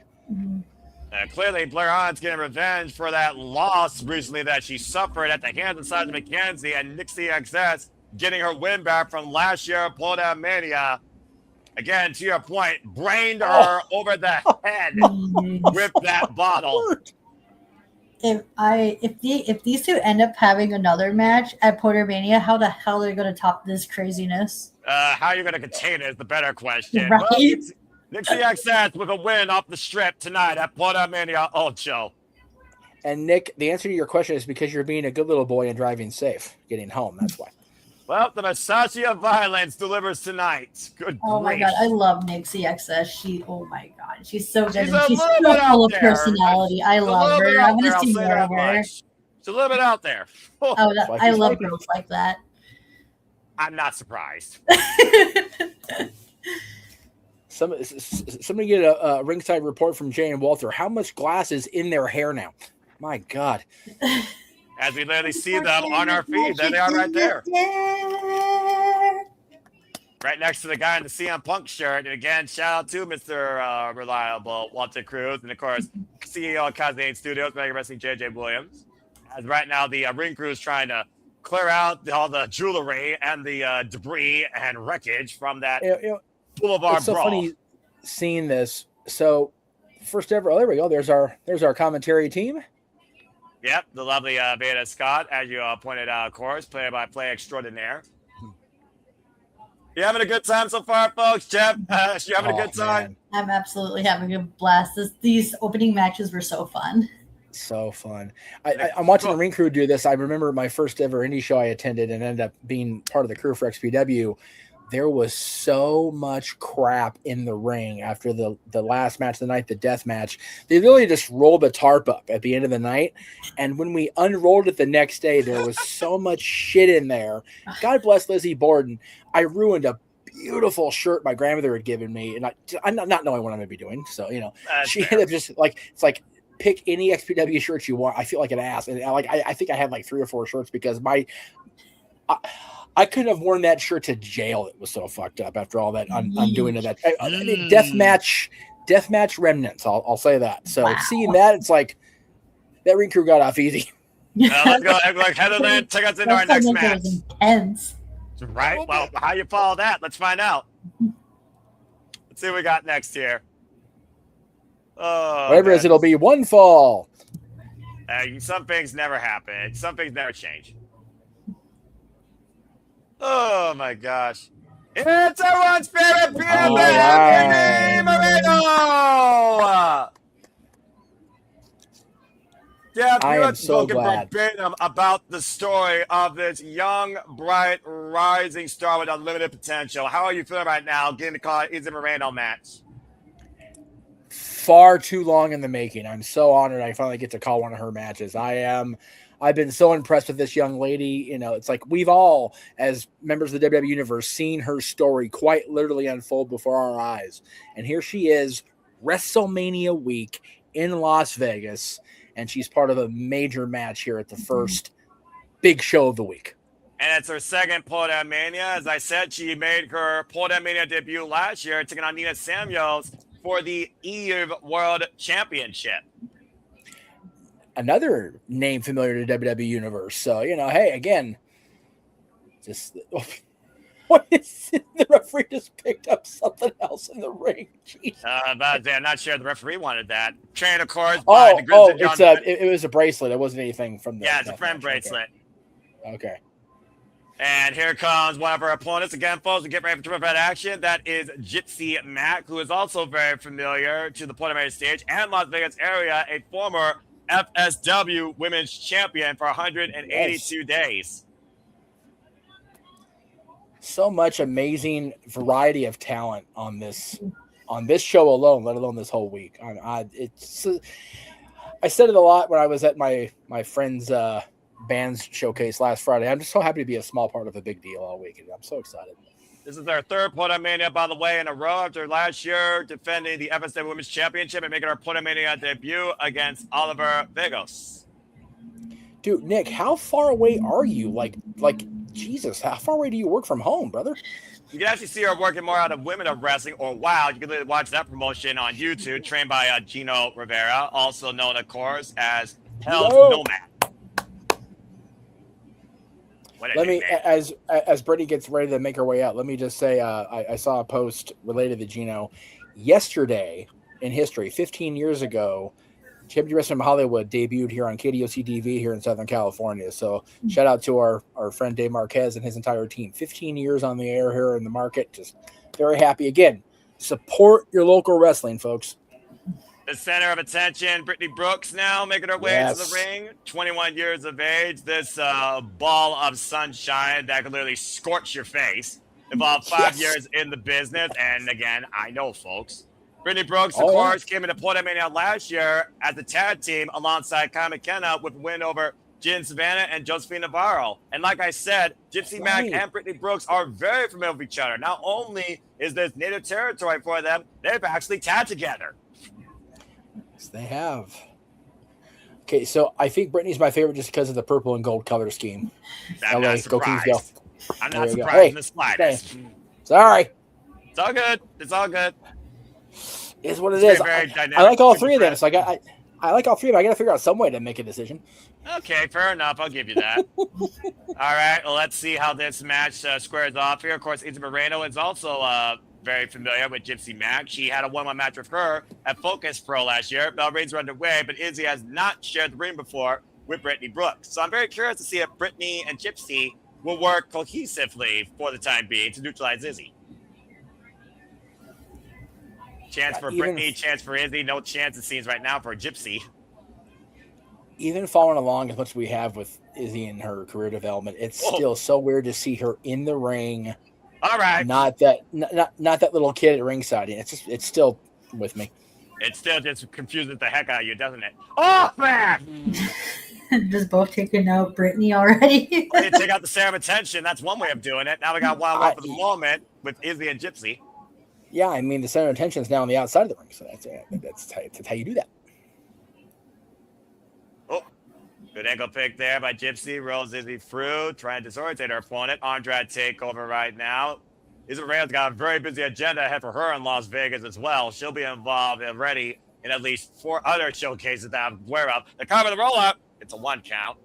Everyone's favorite BFF. You might remember the little girl from Black and Gold NXT. She's been an interviewer. She's literally played every role except commentator at this point in her career. As you can see, here's the right her story. Coming off the recent Lowstone showcase hosted by Billie. Ball up. Baseball drop kick. You were saying, Jeff. How cool must it have been for her to be part of Bailey's showcase? How cool must it have been for Bailey? Mm-hmm. Right? Like, oh my! I can't imagine how Bailey felt having her there, be part of that. Like that full circle moment. You're right. Well, Brittany's not looking to give you a feel-good moment with your BFF driving her face first in the ring post. Let's go. Gypsy off the apron, looking for the PK, and Brittnie taking out her base. Base first on the apron. That's the difficulty with a triple threat. You think you got one opponent neutralized, they come back in the fray and they take over. Taking advantage of all this literal distraction, disorientation here. Now sending Gypsy back inside the ring. Now we have Brittnie and Gypsy alone in the ring together. Izzy Miranda, by the way, currently holds 2 titles. Maybe Pro Wrestling Women's Champion and the ALW Women's Champion right now. And now just mounting Gypsy Mac and teeing off against her as Gypsy covers up. There's assault here by Brittnie Brooks. I mean, again, don't let the smile fool you. She's a mean girl. She's got a mean side to her. Irish whip. Here comes Brittnie. Big form in the corner to Gypsy. And sweeps out the legs. We, of course, saw Brittnie Brooks recently on AEW, by the way, too. Oh, man. And clock in. Izzy Moreno was trying to get back in and driving her knee for the side ahead of Gypsy Mac. Brittnie with a 40 here. Sends the birds. He cover. Drives towards center with the far leg. Gets a 2 count here. And we know that Gypsy is not going to stay down. Ash, what do you think so far about Brittnie Brooks' approach in this match?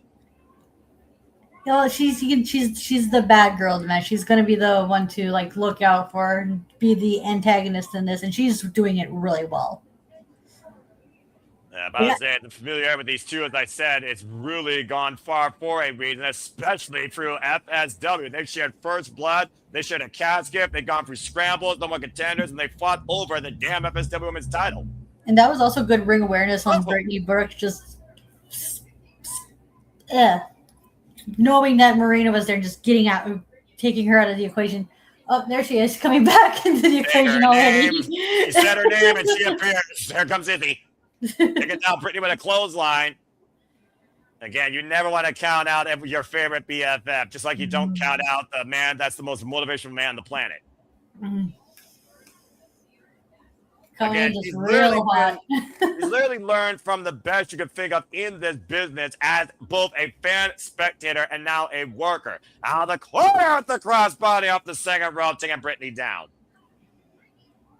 Brittnie Brooks now on the back seat.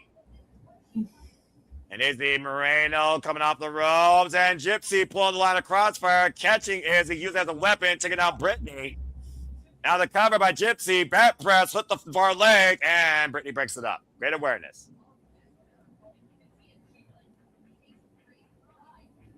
And right now, Gypsy and Brittnie, of course, this rivalry might as well be these two fighting forever. They've been fighting for the better part of the last 3 years. Now Gypsy trying to take control of Brittnie. Brittnie gets the legs up, caught in the ropes. Knife edge chop. Now Gypsy Mac, might be looking to take a safe. Modified hip attack out of the corner, dropping it hard on Brittnie Brooks' midsection. Here comes Izzy taking to the skies. Oh, and catch her with a cross body, hook on the far leg, and kick out at 2. Very dynamic matchup here with these 3 great women. Oh! A Falcon Arrow, low angle cover, and kick out 2.5 by Gypsy Mac. Has that, other than Takesha, has that move ever won a match? Honestly, I don't think no one else has one with a Falcon Arrow. I know that's been set up, though, for multiple things. It's right now, it's Miranda charging in here. Top of the boot. Pushing the Brittnie, though. Swinging a miss. Brittnie set up and over by Gypsy. Lands on the apron. Clots with a vicious elbow. Got all of that shot. Now Izzy. Irish whip coming in from behind. Off the ropes. Doesn't hit the clothesline. And Gypsy unable to keep with Izzy. Izzy short range. Hooking her up. Northern Line Simmons with a bridge. 2 and Brittnie tried to go up and over but didn't. But somehow Gypsy was able to escape. But she was going to go for a slingshot senton there. And again, Brittnie putting the boots to Izzy. Almost second-guessing herself there, it feels like. Wrapping her up. Angle slam. To Izzy Moreno, who pushes away. Great awareness to the outside of the ring. Now Gypsy, though, square up against Brittnie. That's out of nowhere. Up in their leg and kick out at 2.5. How did she kick out of that? Jesus, I'm back. Yeah. Thanks, guys. Yeah, no problem, man.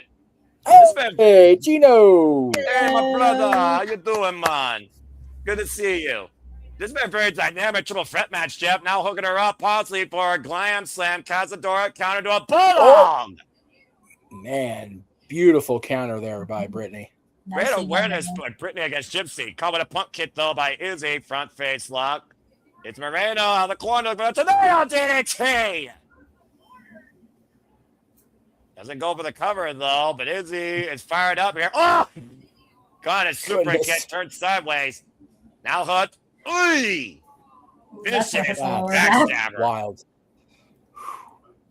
And now Gypsy Mac has Izzy right where she wants her, possibly looking for her finisher.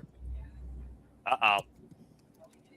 We're going to see some top rope offense here from Gypsy Mac. Now Brittnie Brooks has her way. Brittnie Brooks trying to come into the fray, unable to. Izzy able to get back up to her feet and stopping her on the ascent. What's Izzy figured here? Oh! Ripping her down from the top rope and bang! Eye trigger! Where was Brittnie?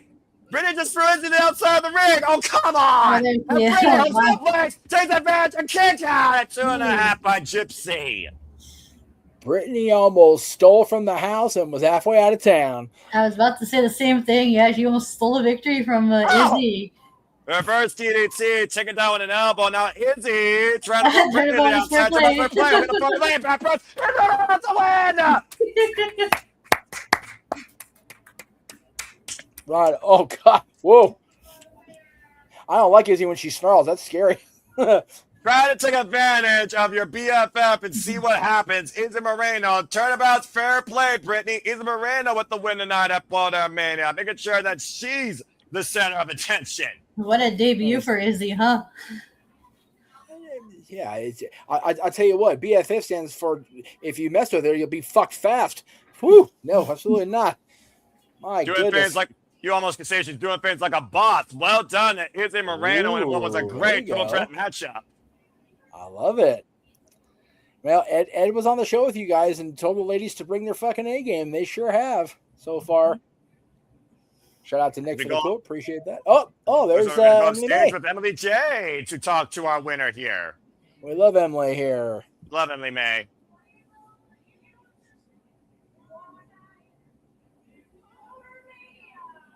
Yeah. Oof. That was a microphone issue aside. Yeah. Again, the venue and technical difficulties pose independence. This is what it is. So nothing against it. Damn right you do. Yeah.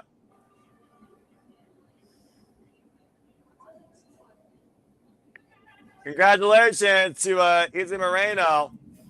And we'll see what else Izzy has in store for us during her time in Las Vegas as Podermania continues. Heatherland, take it away to our next match.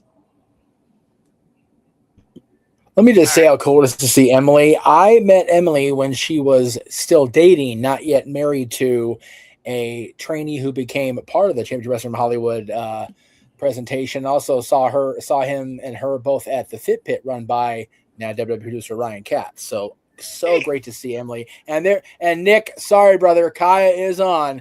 So you better put the fucking car in the third gear, brother.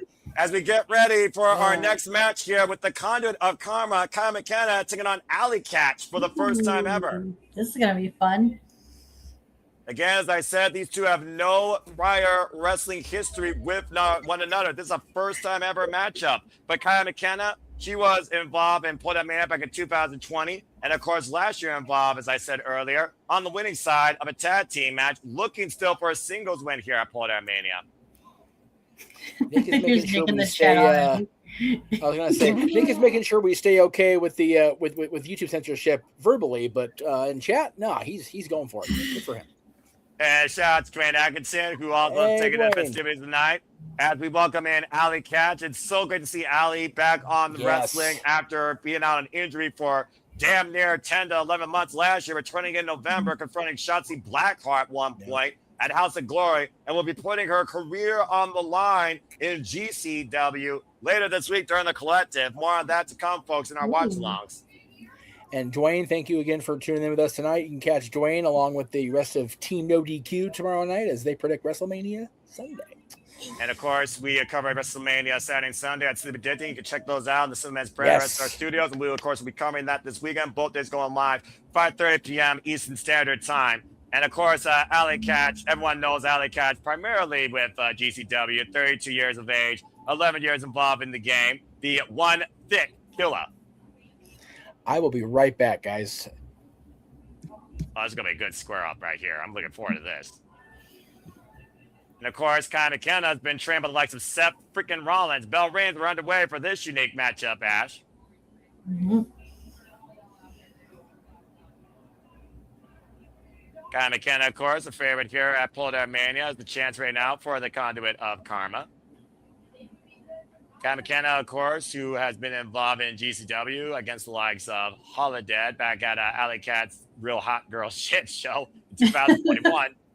I'll tie up here. What a name for a show, by the way. GCW, good grief. Right. Sometimes I do wonder about their freaking branding. I mean, to be fair, Megan Thee Stallion was the big star at the time, like the big name music star at the time. Yeah, that's fair. The conduit of Karma might be looking to conjure up something rather wicked against Allie Katch. To the taper, I would say that Allie Katch might have possibly the strength advantage, but similar body build here, it looks like. Both women might be looking for a test of strength here with the Greco-Roman knuckle lock, dead center of the ring. Kaia McKenna, current Focus Pro Women's Champion and WrestleMax Women's Champion, former VPW Women's Champion, and finalist for the Pro Wrestling Symphony Women's Championship. Allie, though, posing quite a unique threat here against Podermania familiar. Great takedown there. Dropping the arm right now. Great agility being shown by Kaia McKenna. A little bit of a noogie action. That's just wrong, even in wrestling. I don't care. The side headlock applied now. Just wrenching down hard on the side of her head and neck here. Yeah, McKenna's doing a really good job of controlling the pace right now. You control the head, you control the body. We all know how that works. The Irish whip reversal, how the catch with the ropes, drop down. Oh, no! Nice elbow drop there. Yeah, again, great awareness by Allie Katch. Saw the drop down by McKenna was coming and just literally sent on, dropped her own body on her dorsal. Allie Katch in control with the front face lock, then to hoist Kaia up. Drops down to her knee. And again, armringer, Irish whip. Again, keeping her close to her body. Drives her knee into her midsection. I got the win out of her. Right. Just Irish whip. Oh. Man, McKenna's like doing really good job with the wrist control. God damn, my Nigel McGuinness would be proud. Well, she is more so a technician in the ring, as we've come to learn, not only from her interview, but from watching her work in ring, if we're being perfectly honest. Of course, Allie Katch is an all-rounder and a hardcore background. Oh yeah, absolutely. She's a tough cookie, that one. Sidewalk slam counter gets a 2 counts. Still, though, able to fight back. Right now, McKenna in control of Allie Katch. Again, sending her off into the ropes, going to follow through. Missed the forearm, though. Oh! Nice Pele kick by Allie Katch there. A little bit of flexing by Allie, showing her strength here. Who's got more power now? Right? I say, don't mess with Allie. That's all I got to say about that. Former GCW Tag Team, Freelance World Tag Team, and TNT Women's Champion. RCW Women's Champion as well. Now controlling the arm of McKenna with these Visions arm ringers, driving her shoulder down the mat. And right now, Kaia using the ropes to get back up. Allie staying on the attack, though. It's one of those things, though, as we talk about technical wrestling and how it's literally a game of human body manipulation and dissection. I'm very curious if Allie Katch might be looking to exploit a weakness in McKenna or knows one that she can exploit. Yeah, this looks like she's trying to exploit that weakness while using her big power as an advantage as well, because she is a strong woman, that one. This is not the first time we've seen Allie Katch at Podermania. In fact, this is her 5th Podermania, coming from 2023, the last time she was here in a Vegas street fight. And the first time she was here was literally the debut show in 2019. Has been in the ring with Christy James, Mazzarati, and of course, Shazza McKenzie. Again, just wrenching on the side of the head, though. But McKenna, though, sees that Allie Katch core is exposed, exploiting it. Irish whip, though, since Kaia hard in the turnbuckles. Now the cover, hook of the parlay by Allie, gets a 2 count on McKenna. Kaia right now trying to fight back from underneath, knows how important a win here tonight is. Of course, McKenna will also be involved at Spark Joshi this Sunday. And again, folks, will be coming up here at the Super Studios. You can purchase that pay-per-view here on the Triller TV app. And now Kaia with a massive headbutt and a vicious free of offense here with the chops and forearms. Driving Allie Katch back in the corner. Grizzly Magnum lining up Allie Katch's chest. And now following through in the opposite corner. Oh! Just sat down and rolled through. Jeez. Was not expecting that out of that. This has been 5 minutes of crazy. I stepped away to say hi to Greg and his audience for 5 minutes. This match has been batshit, man. Been hard hitting and heavy pace, that's for sure. Cover, hook of the far leg with a back press for Allie Katch. 2 count on McKenna. Quick follow-up on the pin, though, after that cannonball, but still not enough to keep McKenna down. You might as well thought Kaia was in a hockey fight after this. Kidding. God, she's been through a full 82 game season here. We are starting playoffs soon, though. Again, you would know right now. Allie Katch saying, "Come on, witch." All right, now you might want to watch out saying something like that to Kaia. I'm not sure that's what she said. Maybe the more sensible word is that versus the other. But then again, this is Allie Katch we're talking about. To be fair, yeah, and Allie Katch and sensible. That's cute what you did there. Yeah, I realized what I said. That's an oxymoron. But right now, Chinlock though being applied here, wearing down Kaia McKenna. Is driving down all her body weight on Kaia McKenna's shoulder. Kaia though finding back it again, attacking the core of Allie, trying to break the grip. Irish whip. Allie sent up in the ropes. Kaia does the boot. Nice. Watch Kaia. Breaks through the clothesline, and Allie again took it down with another clothesline this time. And Kaia drives her boot for her chest, trying to mount a comeback. Kaia's determined to put her boot through Allie's face, at least. Average whip, reversal. Kaia McKenna up and over. Allie Katch caught though. Waistlock applied. Oh! And backdrop suplex. And the cover, hook of the far leg. It's a 2 count. Just that little bit of hesitation, Noah shaking, nodding her head and almost frustration. And the hesitation could have guarded the 3 count. Allie Katch, 5'6", 161 pounds. Kaia McKenna, 5'9", 165 pounds. Tell the tape very similar with these two. Again, driving the point of the elbow, the back of the head right now. And this has been a very even matchup. Now pushed off the ropes here. Up and around. Hook of the arms. The backslide, the cover. Kaia would roll out.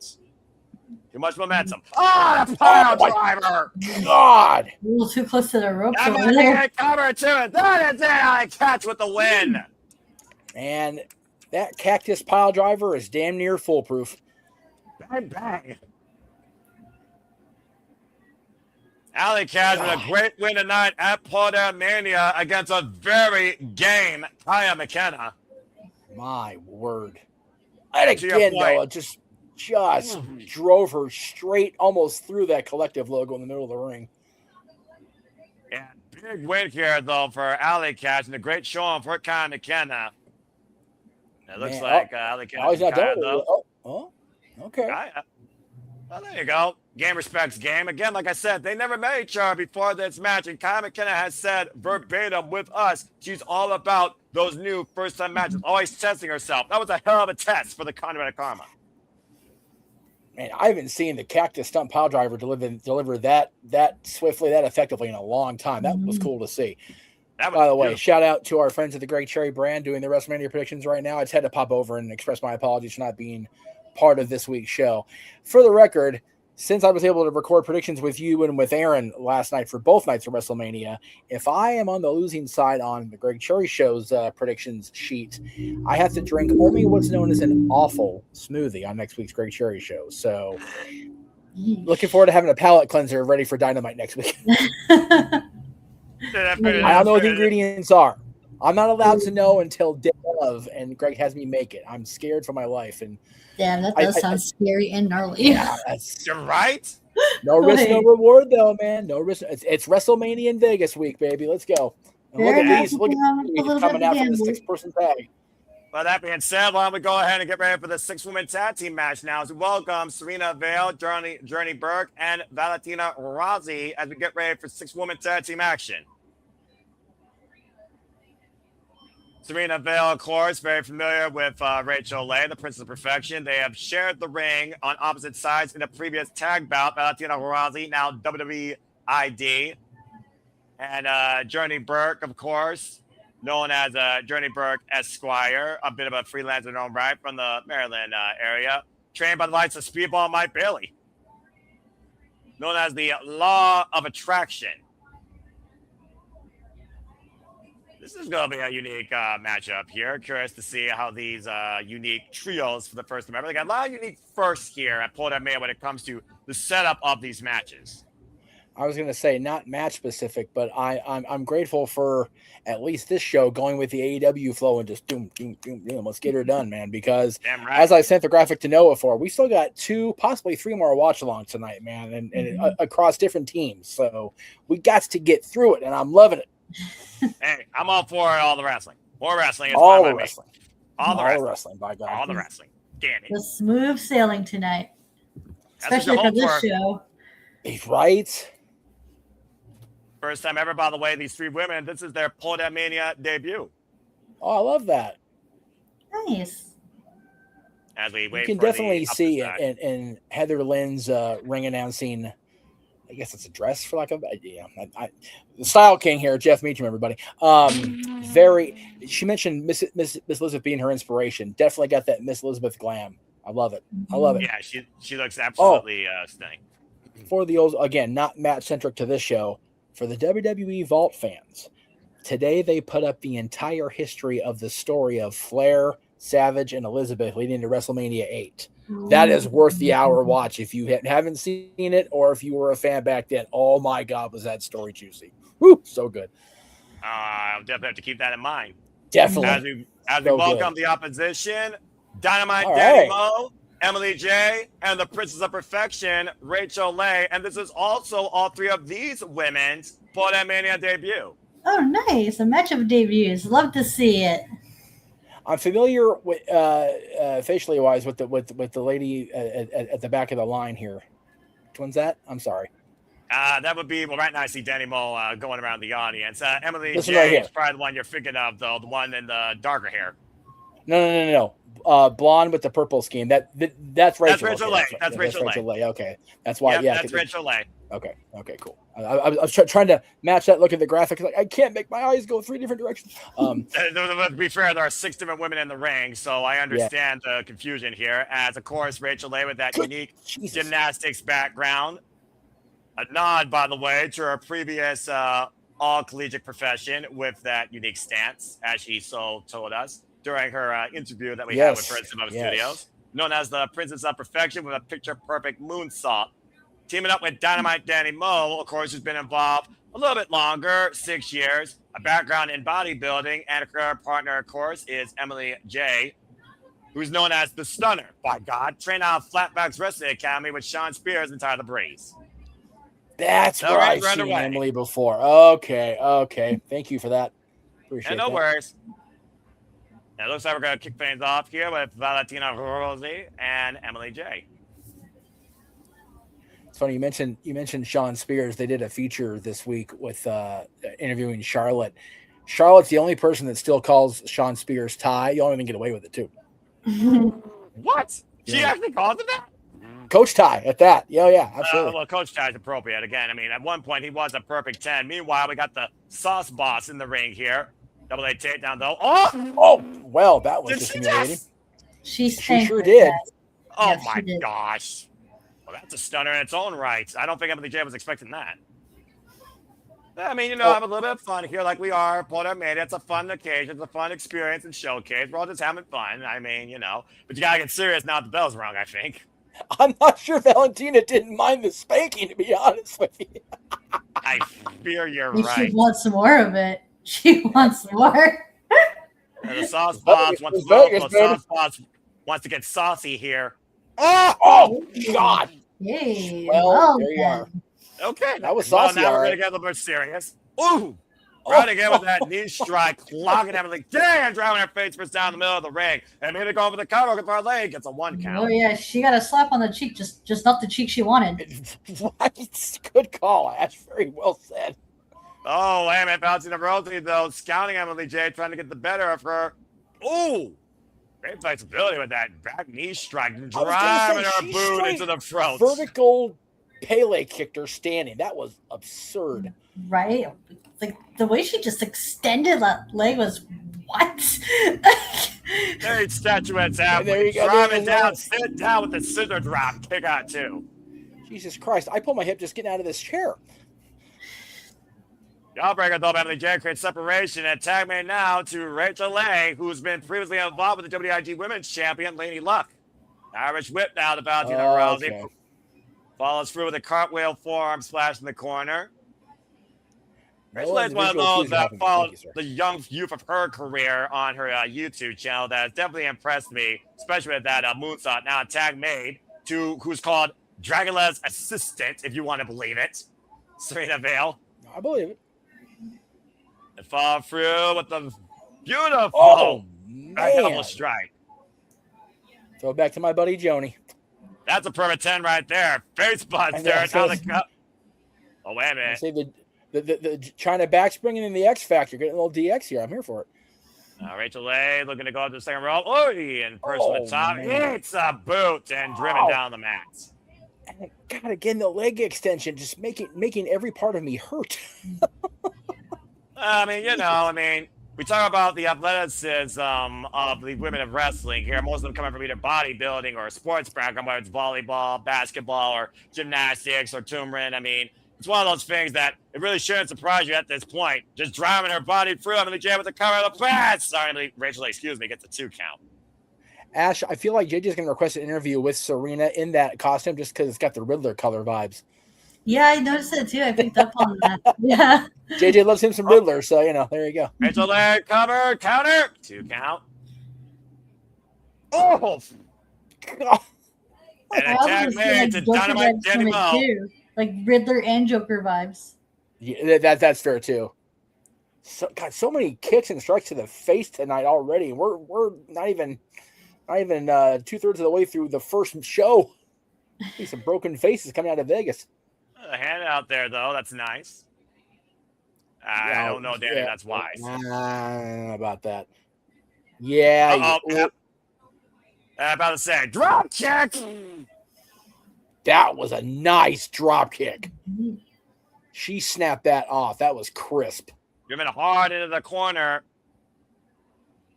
Oh, and right now following through and scouting her to rip that cannonball. Oh my goodness.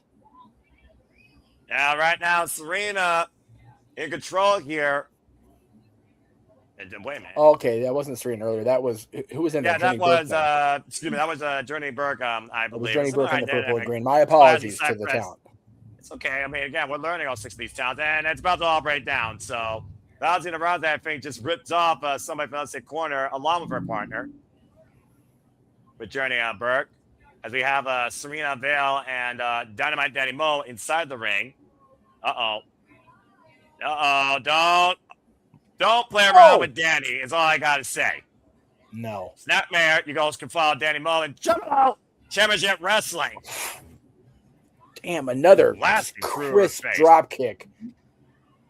Uh-oh.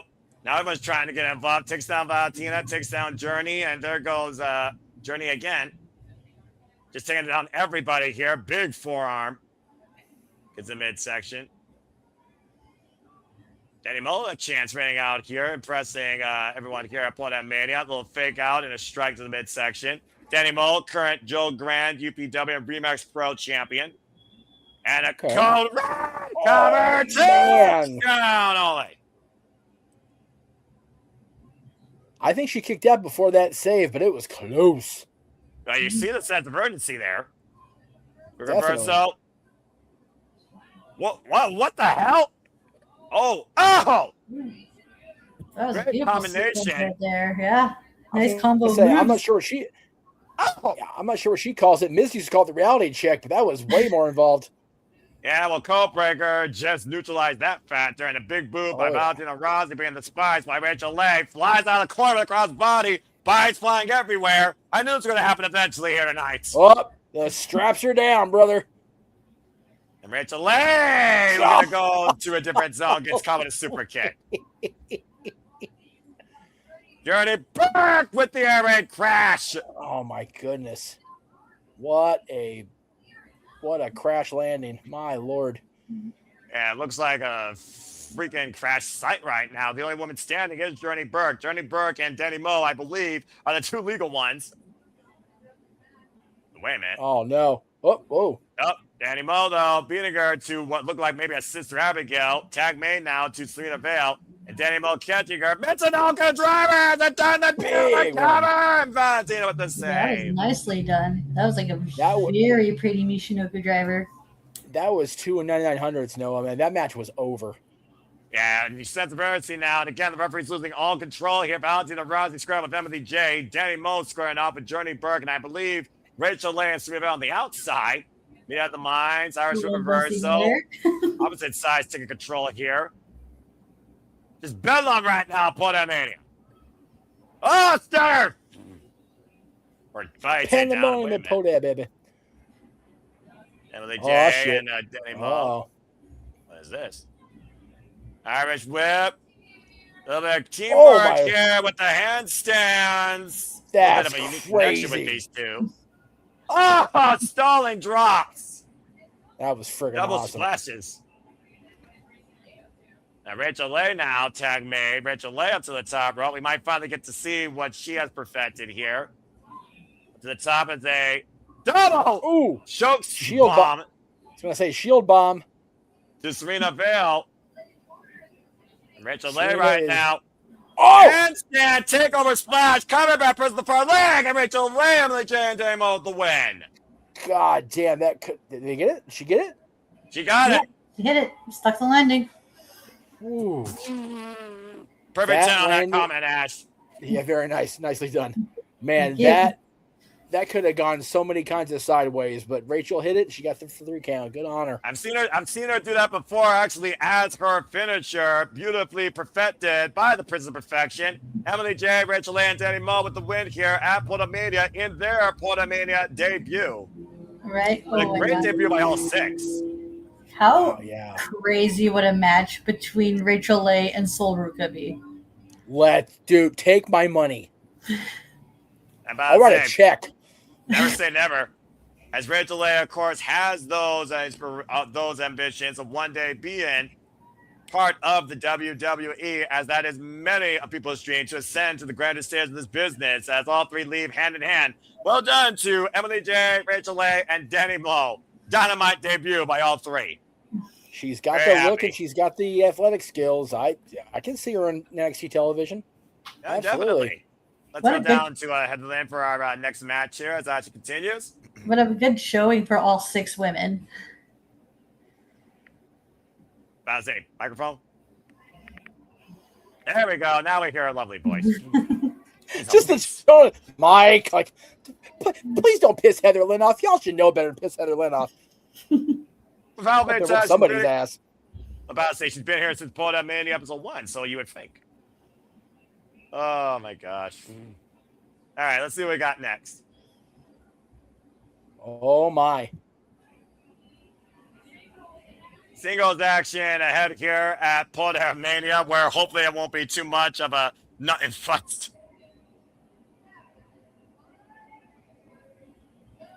It's the Pink Dream, Alex Gracia. I'm still listening going, it's like, she's got like 10 nicknames. Jesus. So what's so funny about this, having Heather Lynn be the ring announcer, Aleah James, I first saw the picture. I swear to God, it was Heather's daughter, Alexa. I went, whoa, what the fuck? Mind fucked me for about half a second. It's not. Really, Jeff? No, because I saw Alexa when she was, this freaking big. So just like the facial similarities, I went, no way. But I know Alexa's not a wrestler, so I was like, okay, I don't know what the hell, but there you go. Well, that's fair enough. There's Aleah James. Okay, you can see it better when she's like live and moving. That it's definitely not Heather Lynn's family. But for a split second on that graphic, I went, Rrr? It's like, I did. I mean, that's fair. Aleah James, of course. All smiles right now. We'll see if that smile is wiped off her face if Alex Gracia has her way. I was going to say, it's easy to smile when Alex Gracia's not pounding your face in. So, there is that. Or, when anyone's pounding your face in. Let's just call it what it is. I love me some Alex Gracia. I've loved watching her come up from, indies starting out. I've had the chance to see her a couple of times. Unfortunately, not in person, but via... It's not videotape, via footage, I guess. But she has competed here in SoCal quite a bit. So good on her for getting to be on this show as well. I love her. Yeah, Aleah James, more known out of the UK, trained out of the London School of Lucha. And, of course, previously was involved in Podermania against Nicole Matthews last year, as both these women stiff tie-ups. Alex Gracia are regular to Podermania. Been involved in Podermania since 2021, coming up a win last year against, ironically enough, Alejandra Quintanilla. Showed up out there about Alex Gracia in the corner. Alex Gracia, of course, the one in the darker black and pink attire, while Aleah James is in the sparkling purple. This is the takeover there. They need the midsection. Arm wringer. I mean, again, as long as it's effective, just keep working the arms and keep driving your body weight down on it any way you can. No smile now. Well, more of a sadistic smile looks like out of the Peak Dream here. Trained, of course, out of the Texas Wrestling Academy. Yep. Alex Gracia can actually be quite aggressive, too, in that ring, as we know. I mean, not used to seeing such, a side of Alex Gracia like this. Nice monkey flip takeover, though, by Aleah James, who's kept a smile so far this entire time. Aleah James taking control here. Grabs Alex Gracia. And a side drop kick. Aleah James falling up here with the double knees in the corner. Now grabbing the head, looking for the running. Oh, man. The Bulldog almost in the knee, and on the cover, over the far leg, and 2 count only.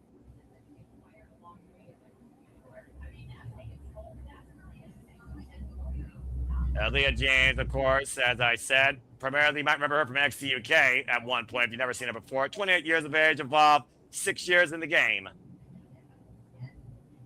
And I think going from the UK to America, that's difficult enough. Mm-hmm. No, it is. The style is so different over there. I mean, God, you can ask, the Regal family. That's the family. The style over here is so. I don't want to say conservative because it has a different connotation in some circles, but it's definitely much more laid back over here. It's very, very strong, stylish over there. Hard hitting and just take no prisoners and give no fucks about teeth. So, accurate. Yeah. And when it lands on the rope, referee in poor position just to a see smidge. that. Use some Just leverage. a smidge. Just a smidge. Jeff, it was plain as day. Hey. I am an analyst, and I will analyze the way I see it, by God. Oh, bloody hell. The cravat situation now being applied to Aleah James, trying to break the grip, and Alex Gracia driving her down. Alex Gracia. Like, I couldn't. He was just waiting for his moment. Up and over. Aleah James able to escape, though. Now school go roll up. The cover gets a 2 count. And Alex Gracia driving Aleah James in the corner. Back head first in the turnbuckles. Now hoisting her up. The back suplex delivered. Now the cover of Alex Gracia gets a 2.5. Planting her with it. These suplexes, these kicks, these drivers, it's like, are we concussion insured this weekend? My God. Right. To be fair, it's probably their first of many events, if we're being honest here, and probably in this building. It's because of the way the girls wrestle. I think that's why Victoria said, yeah, I'm not wrestling no more because these girls are bananas. They're crazy. They're wild. No. And Alize has been through enough of the physical trauma. She's good. Yeah, I agree. I love Lisa. So God bless her, man. Yeah, stay safe, kids. Protect your mentality and your physicality. About to say, great escape there. I'll smash but I gets clocked in the head with a kick. Christ. Man, Alex Gracia didn't waste no time following up there. I don't know if Gracia is more determined to win or just send freaking Aleah's head into the next city. Calculated assault. Misinterpreted there by Alex Gracia. Now Aleah James looking to follow through, trying to mount some sort of offense here. Taking Gracia down. Off the ropes. Jumping cross body. Takes Gracia down. On a standing Alex Gracia. Yeah. And Fisherman Suplex with a bridge, the cover, shoulder capture, kick too. Fisherman suplex. Not quite a perfect plex because there was a kick out. Nobody kicked out of the perfect plex. Nobody. Well, there was a reason why it was called perfect. That's right. Wait a minute. And the wig of the eyes, hold that thought here. Get to the midsection. Now Alex Gracia taking advantage. Aleah James bent over, rising knee straight again.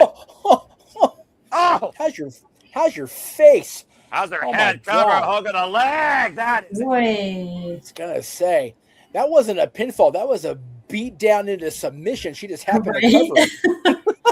That was. He got the job done. I was like, whoa, what a combination move there to end it off. Call whatever you want. I call it effective. Right. No sweet dreams there for Aleah James. Yeah, that was Alex Gracia making a statement. Telling Vegas and the world it's on. Yeah, take a look at the replay here again. Just driving her down. God. Again, the victory of the day at Podermania. A vicious win by Alex Gracia. Vicious in quotes. Not getting paid by the hour tonight is Alex Gracia. Well, we'll see what's next for the Pete Dream as I'm sure she'll have her eyes on the Podermania Championship match still to come. As she now goes 3 in a row at Podermania. Let's go ahead and then for our next match.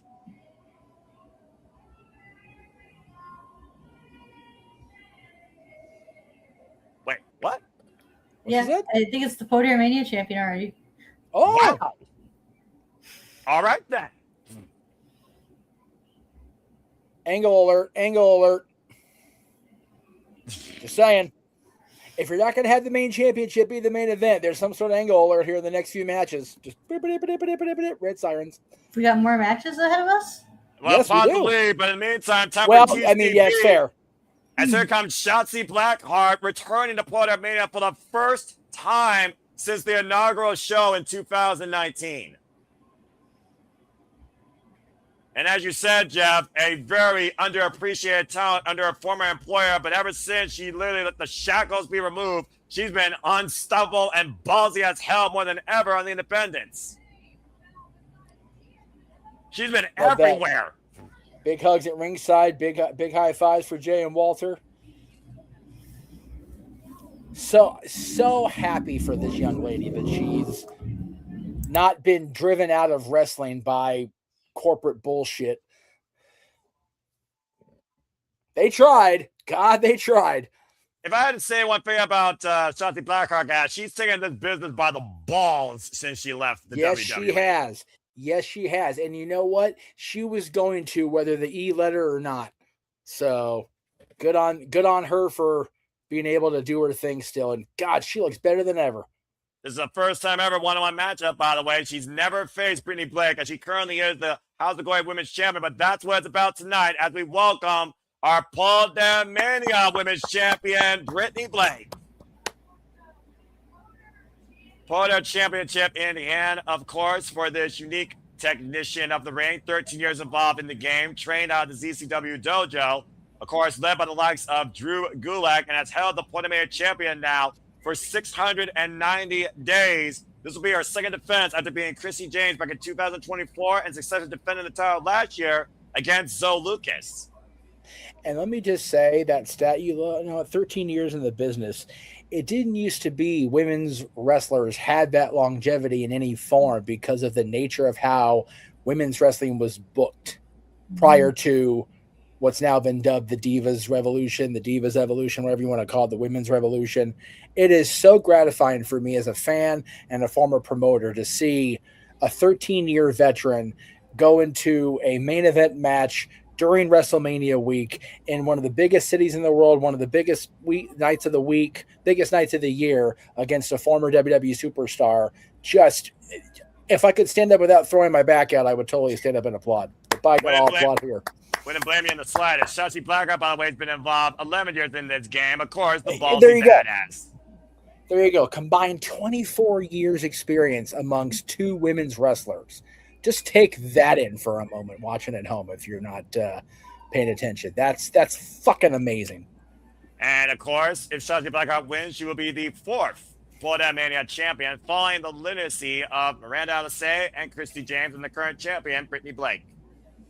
It's going to be a great match, if I could already tell. Red versus green, two ballsy, dynamic athletes here. All-arounders we're going to see, of course, honestly.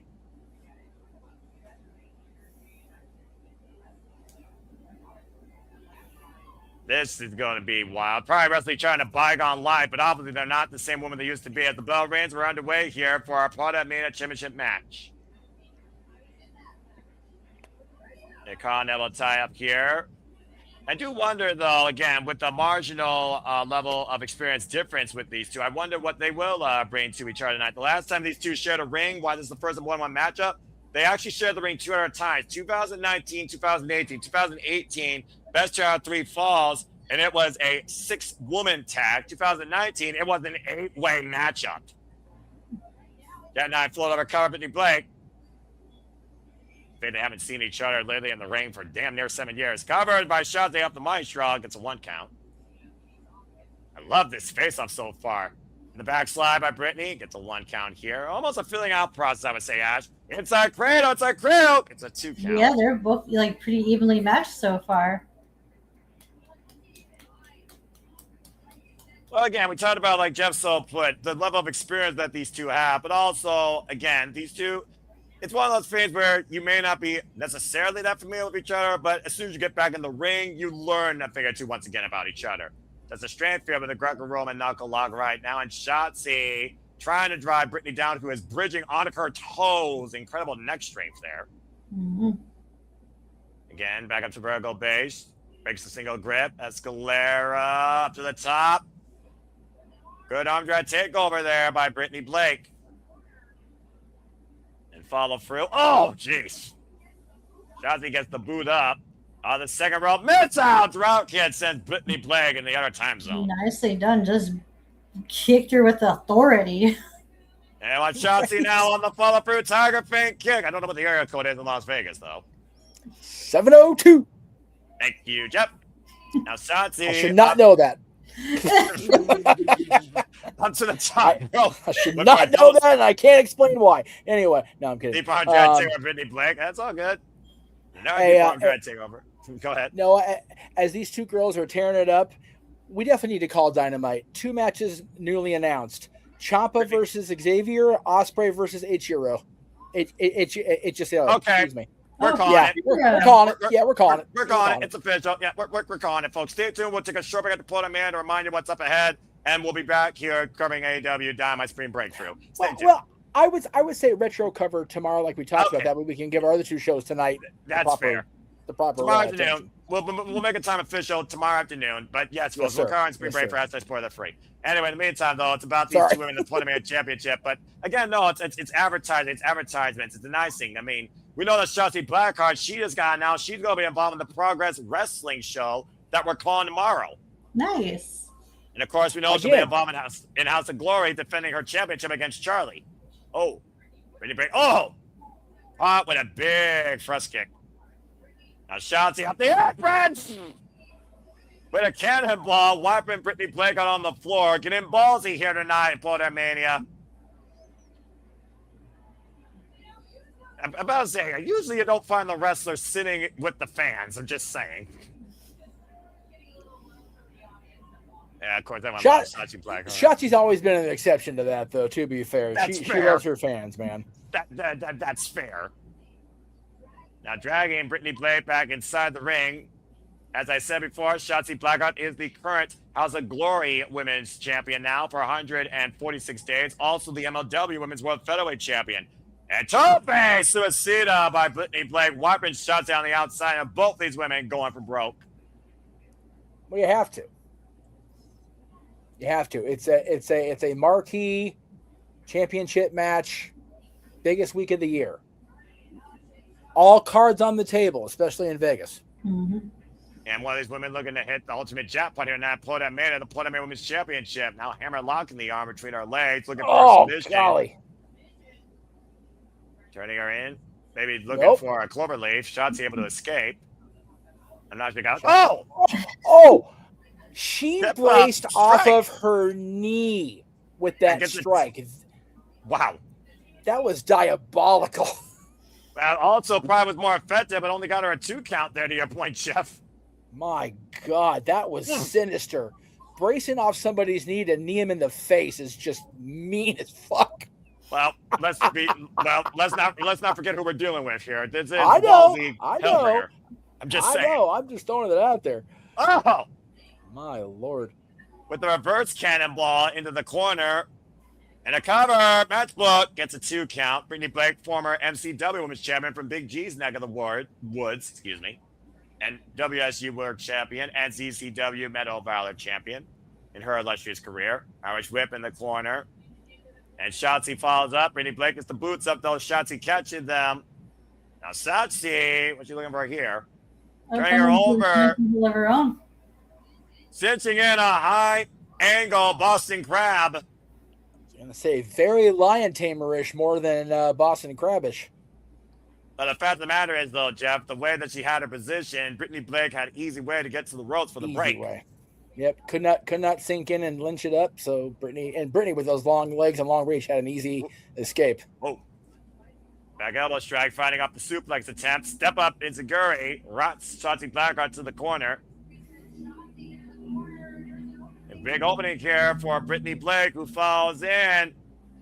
But a cross body of sorts, just throwing the side of her body into Shotzi. And a big rising knee again, clocking the ballsy Hellbringer. Follow up. Shotzi gets the legs up, though. Turn to the side. And Brittnie Blake. What is she looking for here? Oh! And Brittnie Blake slamming Shotzi down, assisted with the second rope. Brittnie Blake looking for that double stomp. Shotzi in position, gets crushed. Sheesh. And a back press, something her legs are 10, gets the 2 counts. Really compressing the vertebrae, Shotzi Blackheart. Yeesh. Let's get word for it. Yeesh. Meeting at center. Catches her. Swinging net breaker. Sending impact by Shotzi Blackheart, and we're at a reset point here, folks. Take a look at the replay here. This double stop perfectly to Shotzi Blackheart. Still not enough to retain, though. Now, knee from Shotzi. Again, what's it going to take her in this first ever matchup for the Podermania Women's Championship? Now, Shotzi making the climb, going up the top rope, change the position on Brittnie Blake. I sense disaster. Oh, boy. Yeah. Front face lock. I think someone's about to be sent for the ride unless Brittnie Blake finds a way to fight this off. Trying to fight her way through. A big headbutt. No one wins the headbutt. I don't care who you are unless you're a Brit or a Samoan. And what the hell? Sunset flip. Shotzi holding on though. Brittnie Blake out of position, up on the shoulders. Powerbomb! Oh, man. Big old powerbomb from the top rope. Both women down. To say the least. You saw the way Shotzi Black was trying to save herself from that and did to a period of a degree. She almost did. Missed it by that much. Referee's count to 5, of course. If neither one makes the standing 10 count, Brittnie Blake will retain. Toga launches in via pinfall submission inside the ring, and both women eye to eye once again. Vicious forearm by Shotzi. And neither of these women give it an inch, and Brittnie Blake just clogging her with that one. Yes. My goodness. Jaw for jaw blows here. Grit your teeth. Wait a minute. Shotzi, though. Bat drop. And Brittnie Blake rots in the corner. Shotzi follows up. Brittnie floats through. Hooking up Shotzi. Schoolgirl roll for. Didn't go for the cover, though. Bang! Right with the knee strike. And Shotzi rolls the outside of the ring to prevent her from being pinned. Smart awareness by the challenger, Ash. Yeah, I was about to say smart thinking on Shotzi's end. Giving her enough recovery time. Well, to be fair, though, the champion has the advantage here, but I'm sure she wants to pin her inside the ring as these both women right now are looking at each other from opposite sides here. Wait a minute.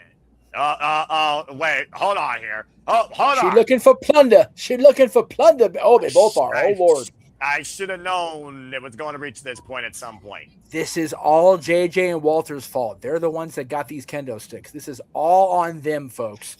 What? Batter up! Golly! And they're fighting right in front of them, aren't they? Oh, no. Other side of the ring. Just kidding. And Shotzi getting the advantage of Brittnie Blake, lining her up with a kendo stick, teeing off on her. I mean, Brittnie Blake tried to get ballsy, and she paid for it. Now allowing Shotzi now to bring more plunder to play. Well, we just threw the rules out of the window. So much for sportsmanship or sportswomanship. Now with a chair. And right now, Shotzi Blackheart, splittering that kendo stick across the open midsection of Brittnie Blake. What is she doing here? Uh-oh.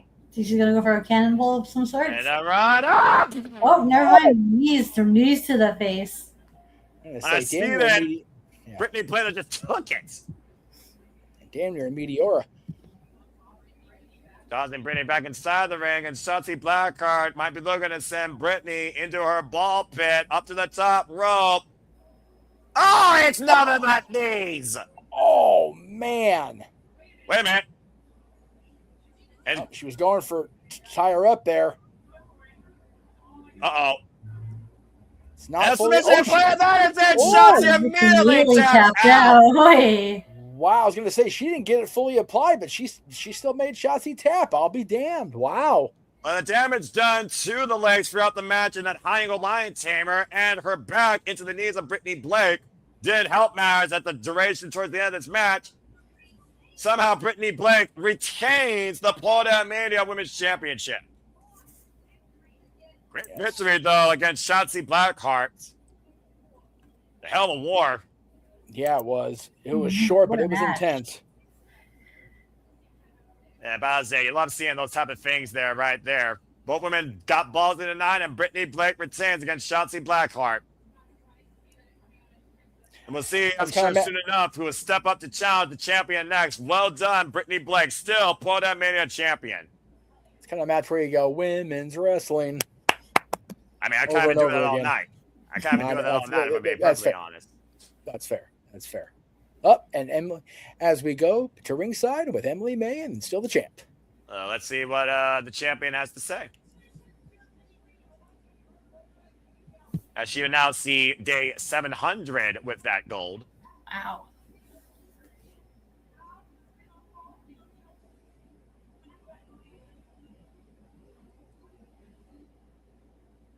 My body feels awful. At least she's honest. Well, yeah, but the moment outweighs the pain.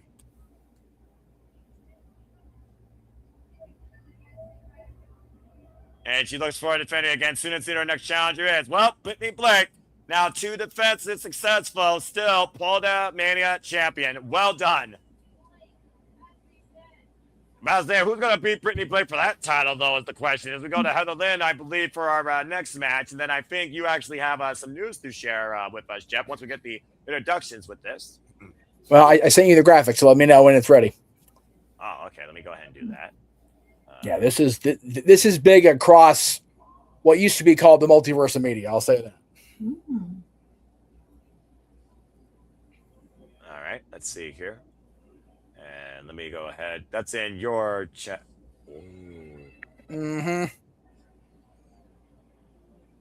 As Noah's doing that, doing me a solid, and I appreciate it. Making her way out to the ring right now, Carolina Cruz.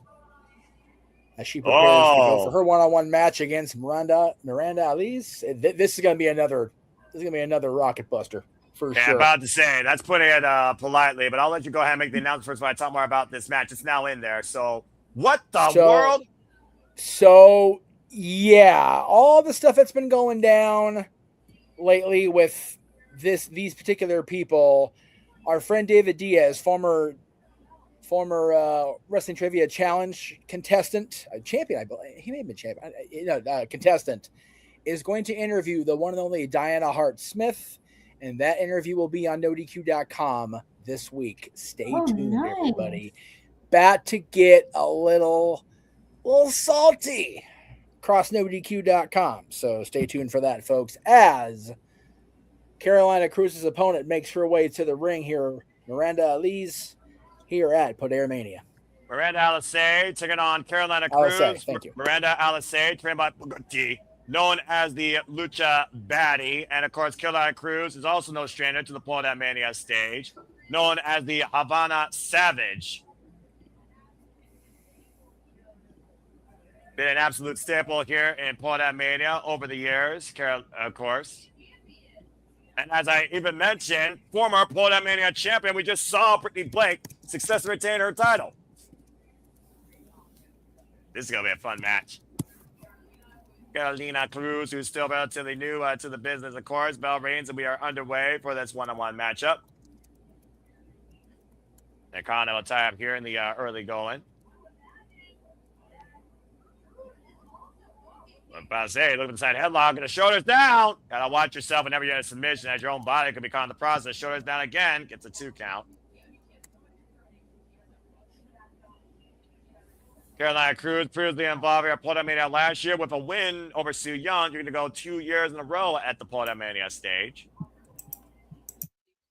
Miranda Alize, as I said, one of the well-known freelancers, previously involved in Ring of Honor. Background Jiu-Jitsu, 11 years involved in the game versus Carolina Cruz, who's still very much starting her career, has only been involved in this game now for 2 years. Yeah, I remember seeing Miranda in the pre-Tony Khan Ring of Honor era. So yeah, she's been going a long time. She's still an amazing athlete and competitor in the ring. Arm drag takeover by Carolina Cruz. Arm drag takeover again, getting the better of the Lucha Baddie right now. Another takedown here. Sending the former Podermania champion in the corner, driving her shoulder through the midsection. Like I said, Miranda Alize, former Podermania women's champion, has been involved in Podermania since 2019 through 2023, back from a 3-year hiatus from this stage. Falling through, running the boots, catching the boots though, and driving her down head first. If this show is setting the tone for the intensity and the brutality of the week, the competitors all week are in trouble. Especially we still have Bloodsport coming up too. We got Bloodsport, we got Dragon Gate, we got so much more stuff. We'll talk more about that later. Continue, Jeff. I hope that TJ and whoever is riding in with Shayna each got them a car to drive them back to the hotel because they ain't gonna be able to go the damn selves. Shayna and Natty, my God. Ugh. Again, that elbow, though, might send Cruz back the hard way to the locker room as Miranda Alize regains control here. And to your point, Jeff, Miranda Alize previously involved alongside the cover, gets a 1 count. Miranda Alize was previously involved, of course, throughout the Independence and AEW and ROH. In fact, she was part of the finals of crowning the inaugural Women of Honor champion in the new regime of ROH during the pandemic, before Roxanne Perez won the title. It's crazy that was 5 years ago or 6 years ago. Just bananas. Again, how time flies right now. Just attacking the body of Carolina Cruz. First time I won a matchup, by the way. I love all these first times one-on-ones and everybody making their debuts or returns. Like it's WrestleMania week is just, and again, we've been saying it for how long now, Noah? If you can't find one thing to enjoy or watch this weekend, please just bounce. Like this is so good already. Yeah, get the heck out of here is all I have to say, by the way. Yeah, honestly. Right now, Miranda's absorbing everything that Carolina Cruz is throwing at her. That's the beautiful thing about pro wrestling, that there's a little bit of everything for everyone. Exactly. Brittnie Blake, of course, now the longest reigning, as I might say, Podermania Women's Champion. Why Miranda Alize held that title for 539 days, running in with that uppercut. Taking her down, looking to follow through, and driving her knee for the side of the face. Good grief. Miranda Alize, by the way, was involved, like I said, the very first Podermania. So again, this is no stage, but strange to her, 2 count off that far leg hookup. Kudos to Carolina Cruz showing great resilience here, though. I feel like Miranda Alize never smiles in the ring. She always just has that attitude of fucking you. Well, you have to. You have to, man. Well, if you're calling something Lucha Baddie, I suppose so. Nice stunner, though, creating separation. Carolina Cruz coming to us to wrestling from a background in rugby. Working out of Women of Wrestling, or WOW, out of the Las Vegas area. If you want to learn more about Carolina Cruz or follow her pursuits. Also been involved in Shine as well, against, as we saw earlier, Valentina Rousey. And right now, Carolina Cruz trying to get back up to her feet and follow through. And I'll say just rearranging her jawline. So much good right now.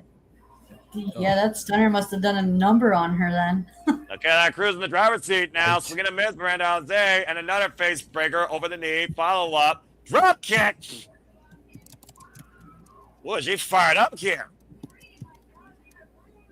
Follows through with the shoulder block with finesse, with a little bit of a somersault. A snapmare, sliding lariat, hook in the near leg, side press, and 2 count on Miranda Alize. Can you imagine if Carolina Cruz gets the win over Podermania veteran, Podermania champion Miranda Alize? What would that mean for her here? That could possibly put her in title contention. You wonder if Miranda Alize has that title in mind again, too. They're taking her down the crossface. An experienced edge on Miranda Alize playing heavily in favor against her opponent tonight, but Carolina Cruz refusing to tap out, though, but there's nowhere to go right now in the middle of the ring. Again, if she doesn't tap out, she might pass out, though, trying to change leverage. There she goes. Forcing Miranda to break the hold. Oh! Take it down, Carolina Cruz in a 2.5 off of the on the former Porter champion. High impact move there, almost got Carolina Cruz the win there, guys. Great matchup here. Oh my lord! Cut her out of nowhere. Out of literally nowhere. What the hell? Bang! Shining Wizard, buenas noches. Carolina Cruz down out. Moreno's able to win. Jeez. Wow. Just came out or like real fast and almost out of nowhere with that cutter Shining Wizard combo. Well, that is one of her finishing moves, and it was the finisher tonight for Carolina Cruz. But a very great showing here against the former Premier champion. To go to the replay here, guys. She was down and out at last. God damn. Caught her flush. You're not going to get a Shining Wizard more on point than that. Right? Like for my money. Almost damn near knocked her out with it. Right? Like, Miranda's just walking out. I got the side gate. She ain't even walking through the curtain. She's like, see you, bye. I'm out of here. Business as usual. Business done. Now on to the next one. As we go back to Heather Lynn, which I believe it's time for our main event. There you go. So not only is this match have implications for tomorrow night's call, but it's the main event of tonight's show, man. They're really putting some stank on this Ladies Night Out Championship match. Ooh. Well, let's get ready to call it. Here for it, brother. And sorry if I seem distracted. There's so much good going on right now. Like I'm seeing all, not just people in Vegas, but just also outside of the sport, the sphere of wrestling too. I am. This week is getting very emotional very quickly for a variety of reasons, and I'm so happy to be a part of this. Right? It's Wednesday night, and you know what that means, Jeff Christ. Anyway. And it also means that Alejandra Quintanilla is trying to make her way, La Leona, to become the new face of Ladies Night Out. Very hyped to see La Leona in action here against a very familiar and respectable foe in top tier. Jasmine Allure, of course, coming to us from El Salvador. Defiant in women's wrestling, involved 7 years plus in this game. You could also catch her out of Major League Wrestling. Oh, she's working there too. Nice. I'm trying to see if she has a match scheduled for tomorrow and what this could mean here. Just I'm scrolling through here. Give me a moment. Yeah, you're good. As we welcome in the face of Ladies Night Out, top tier, Jasmine Allure. Jasmine Allure and Alejandra Quintanilla have shared the ring on numerous occasions since 2022, but this is their second ever one-on-one matchup. The last time they went on one-on-one was back in 2022, and Jasmine Allure won that night. There's a reason why Jasmine Allure, though, is called top tier, as we know, folks. Jasmine Allure, as I said, the current face of Ladies Night Out. She has held that championship now for 500 days. She's a former World Wrestling Association Women's Champion, Hurricane Pro Women's Champion, currently MPW Champion. And as I said, for this 500-day run, Alejandra Quintanilla is looking to become the new face of Ladies Night Out, ahead of Ladies Night Out 16. As Jeff pointed out, we'll be calling that tomorrow. So she won this title back at Ladies Night Out 14. Go ahead, Jeff. Sorry, I didn't mean to interrupt you. No, I know you were doing the plug. So as of now, Jasmine's scheduled to defend the championship against both La Rosa Negra and Izzy Moreno in a triple threat with Jazz as the referee. Ooh. So this match has major opportunity to shift a lot of shit for tomorrow. I'm trying to see where Alejandra falls on the lineup for tomorrow if she's currently scheduled. So pardon my scrolling and my poor vision. I am looking here. No problem.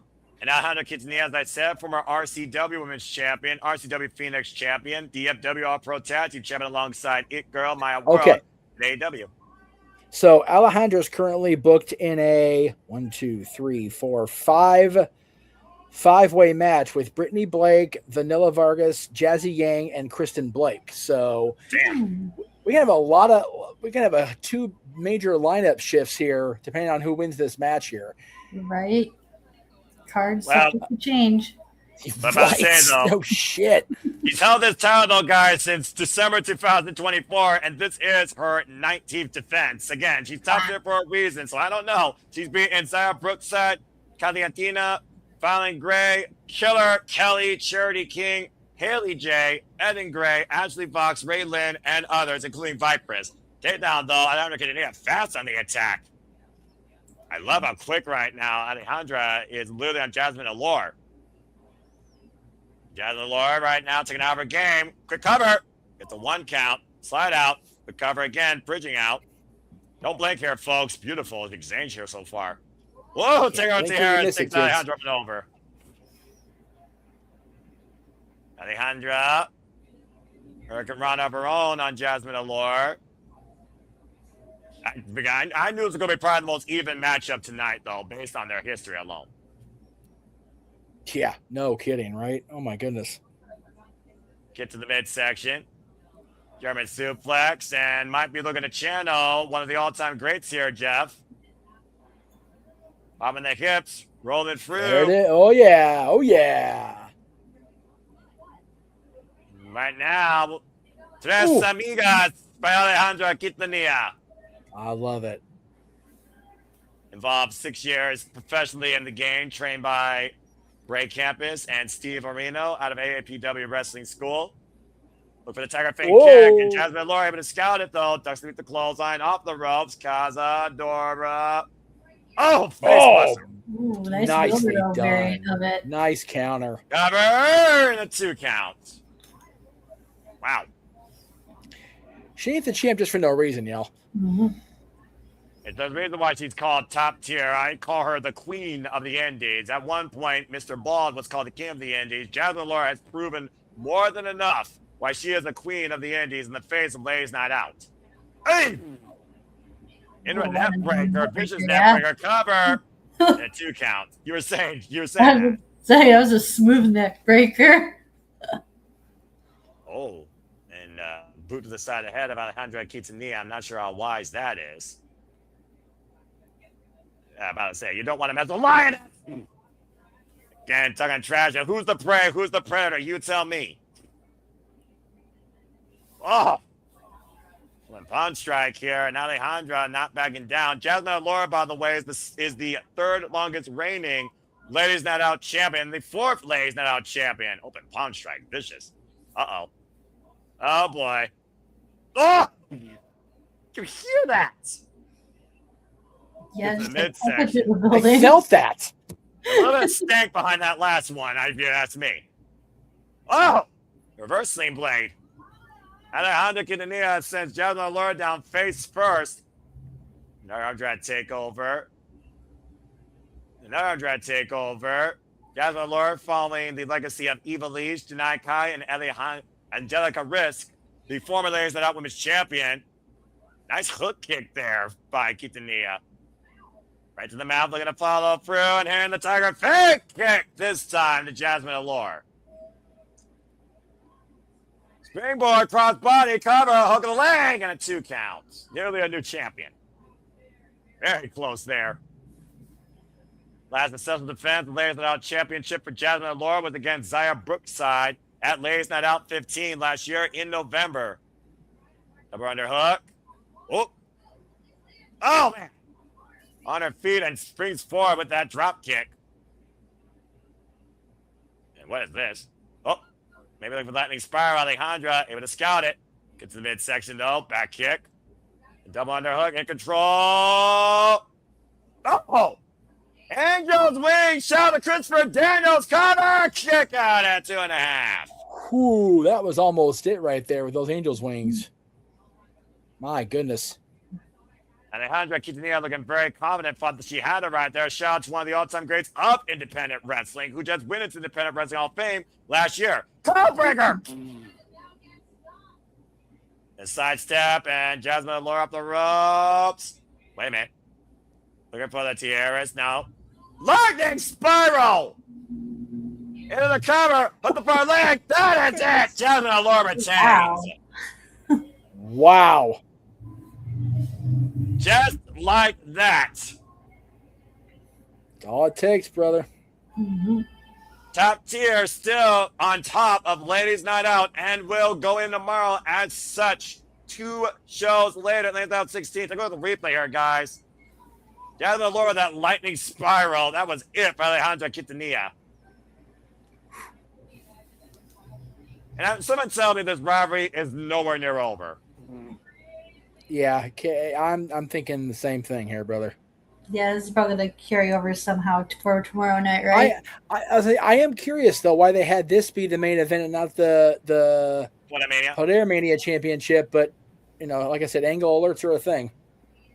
Yeah, and it's also one of those things right now. At the end of the day, all these women showed what Podermania is all about, and also great. I think Alejandra has nothing to hold her head down for. That was a great fight tonight. No, 100%. But Jasmine Allure proves why she is still top tier and the face of Ladies Night Out. And of course, we'll see her defend that title tomorrow night at Ladies Night Out 16, available exclusively on Title Match Network. And of course, we're coming here live, folks. Stay tuned for more on that. And if you haven't subscribed already, subscribe now to Title Match Network. So go to Heaven Lynn back inside the ring.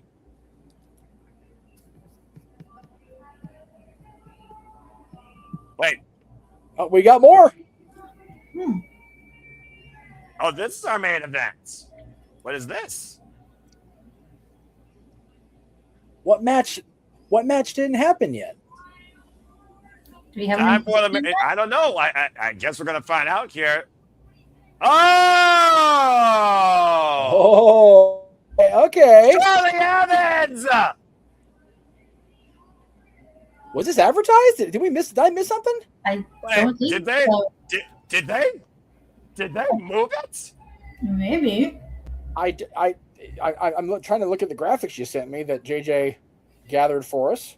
Well, anyway, as I try and get my head together to wonder what the frick is happening, Charlie Evans, one of the best independent wrestlers to come down under from Australia to come forward to America, recently involved in literally Wrestle Kingdom 8 alongside Jessica Troy against Lolly for the Pro Wrestling Eve Tag Team Championships. She is not on the run sheet, Noah. Well, I mean, now we got a whole different match here, and this is our main event. So let's see what's ahead. I am curious now who's coming out. Nick's saying it's Billie in the chat. Are we going to get Billie Starkz here? Yeah, she was advertised for the show. Yeah, but was? Yeah, Billie was. Well, let's find Billie out. Was. Okay. Let's make sure. Yeah! Oh, this is the main event! Hell yes. Charlie Evans and Billie Starkz is the main event! We got PWA representation with AEW representation. Love to see it. Screw that, all right. And you cheeky bastard! Special pre-show match my ass. This is the main event. All right, well, let's go ahead and enjoy this first time ever matchup as Billie Starkz looks to drop Charlie Evans on her head again. I was not expecting to call this tonight, but I'm more than happy that I am because I'm a huge fan of Charlie Evans and Billie Starkz. You talk about again before, Jeff, the potential women's wrestling. Billie Starkz, who's wrestled now in over 26 different states and multiple countries, just now going through college, not even 21 years old yet. In the words of Stokely, Ed, you raggedy bitch. You raggedy bitch, you for this. Right on, well, dude. To be fair, I think they both belong here. Bell reigns are underway, and honestly, you could be looking at your next Podermania challenger. And hey, for everybody getting on the case of other wrestling promoters not letting other people cross brands or whatever, we got an AEW ROH contractor wrestler in the main event of an indie show. So, fucking go. Here for it. See, we got a code of honor here. We're not in Ring of Honor. Yeah, left-hand handshake. Yeah. I'm about to say, don't blink, because these two are not going to let up. Also, lefty handshake's always a sign. Nope, just kidding. I wanted to say about the TNA talent being pulled. They weren't pulled from the show. They were just pulled from the matches. So they're still in the show, but just different opponents.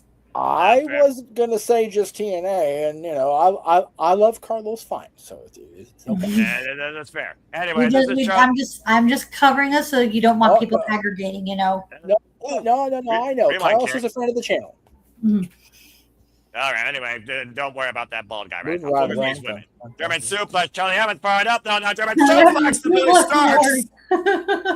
The rage out of Charlie Evans. I freaking love it. In her Podermania debut. The sidestep. Short range close on Evans came in a little too hot there, and Billie Starkz able to capitalize. Now out of the corner, and Billie Starkz in control. Probably looking for the brain buster. Oh! Uchi over the knees, Chadaroki Goto. And it's hooking up both legs, and Evans kicks at it too. I want to make a push to start having the brain buster be called like it used to be when El Generico did it in the PWG. Brain buster! Okay. If it happens, you're calling it, or I'm calling it, or all three calling it at the same time that way tonight. Charlie Evans, by the way, folks, in case you don't know, like I said, comes to us from Central Coast, New South Wales, Australia. 29 years, 11 years above in the game, trained by Madison Eagles and Admin Hoffman, known as Chevs. That's her nickname. Also a violence artist. Oh, the fight driver. And the cover hook of the far lane back press gets a 2 count. If you don't know the name Madison Eagles, when we're done, do your homework, bro. Hit your Google machine. Trust me. You'll thank me. And running in with that knee to the side of the head. Fast and furious. Look at the near leg. Back press and gets a 2 count. And former Eve Tag Team Champion, Send Them Girls Tag Team Champion, and PWA Heavyweight Champion. Yeah. They start again. Look at the follow-up here on this knee to the side of the head. That sliding kick, fast and furious. Billie Starkz, as I said, 21 years of age, has already been involved in wrestling for 7 years. Shit's wild. Current Girl Fight Champion, former JCW Champion, of course. Inaugural Ring of Honor Women's World Television Champion. Face first and second turnbuckle. And follow through, driving her boot to the side of Billie's head. And again, continuing on the attack. Evans is relentless. Good Lord. Billie Starkz as it is trying to send a message to who they represent. You know what I mean? And I'm about to say, it's very possible here. And again, Billie Starkz, most people are going to know her how to Bring Up Honor or Wrestle Revolver or JCW and GCW. And again, these two women are teeing off here right now. Evans pushing Billie Starkz in the corner. I'm loving this. We were talking about all night, Noah, the intensity, the brutality of all these matches setting a tone like this. My God, can you imagine what the rest of the week's going to be like? Right? Yeah, no kidding. And it's only Wednesday after all. It's only Wednesday. Like, I'm about to say, let's make sure that's a point here to consider. Oof. Again, right now, Charlie Evans, though, rocked. Now driven face first in the top turnbuckle, being headbanged by Billie Starkz over and over again. One more time. Hey! And we were talking about concussion protocols earlier, weren't we? Well, to be fair, we are talking about two women that love to drop women on their head. That's true. Yeah, the Australians are known for doing that too. So and so is Billie Starkz. Ridiculous.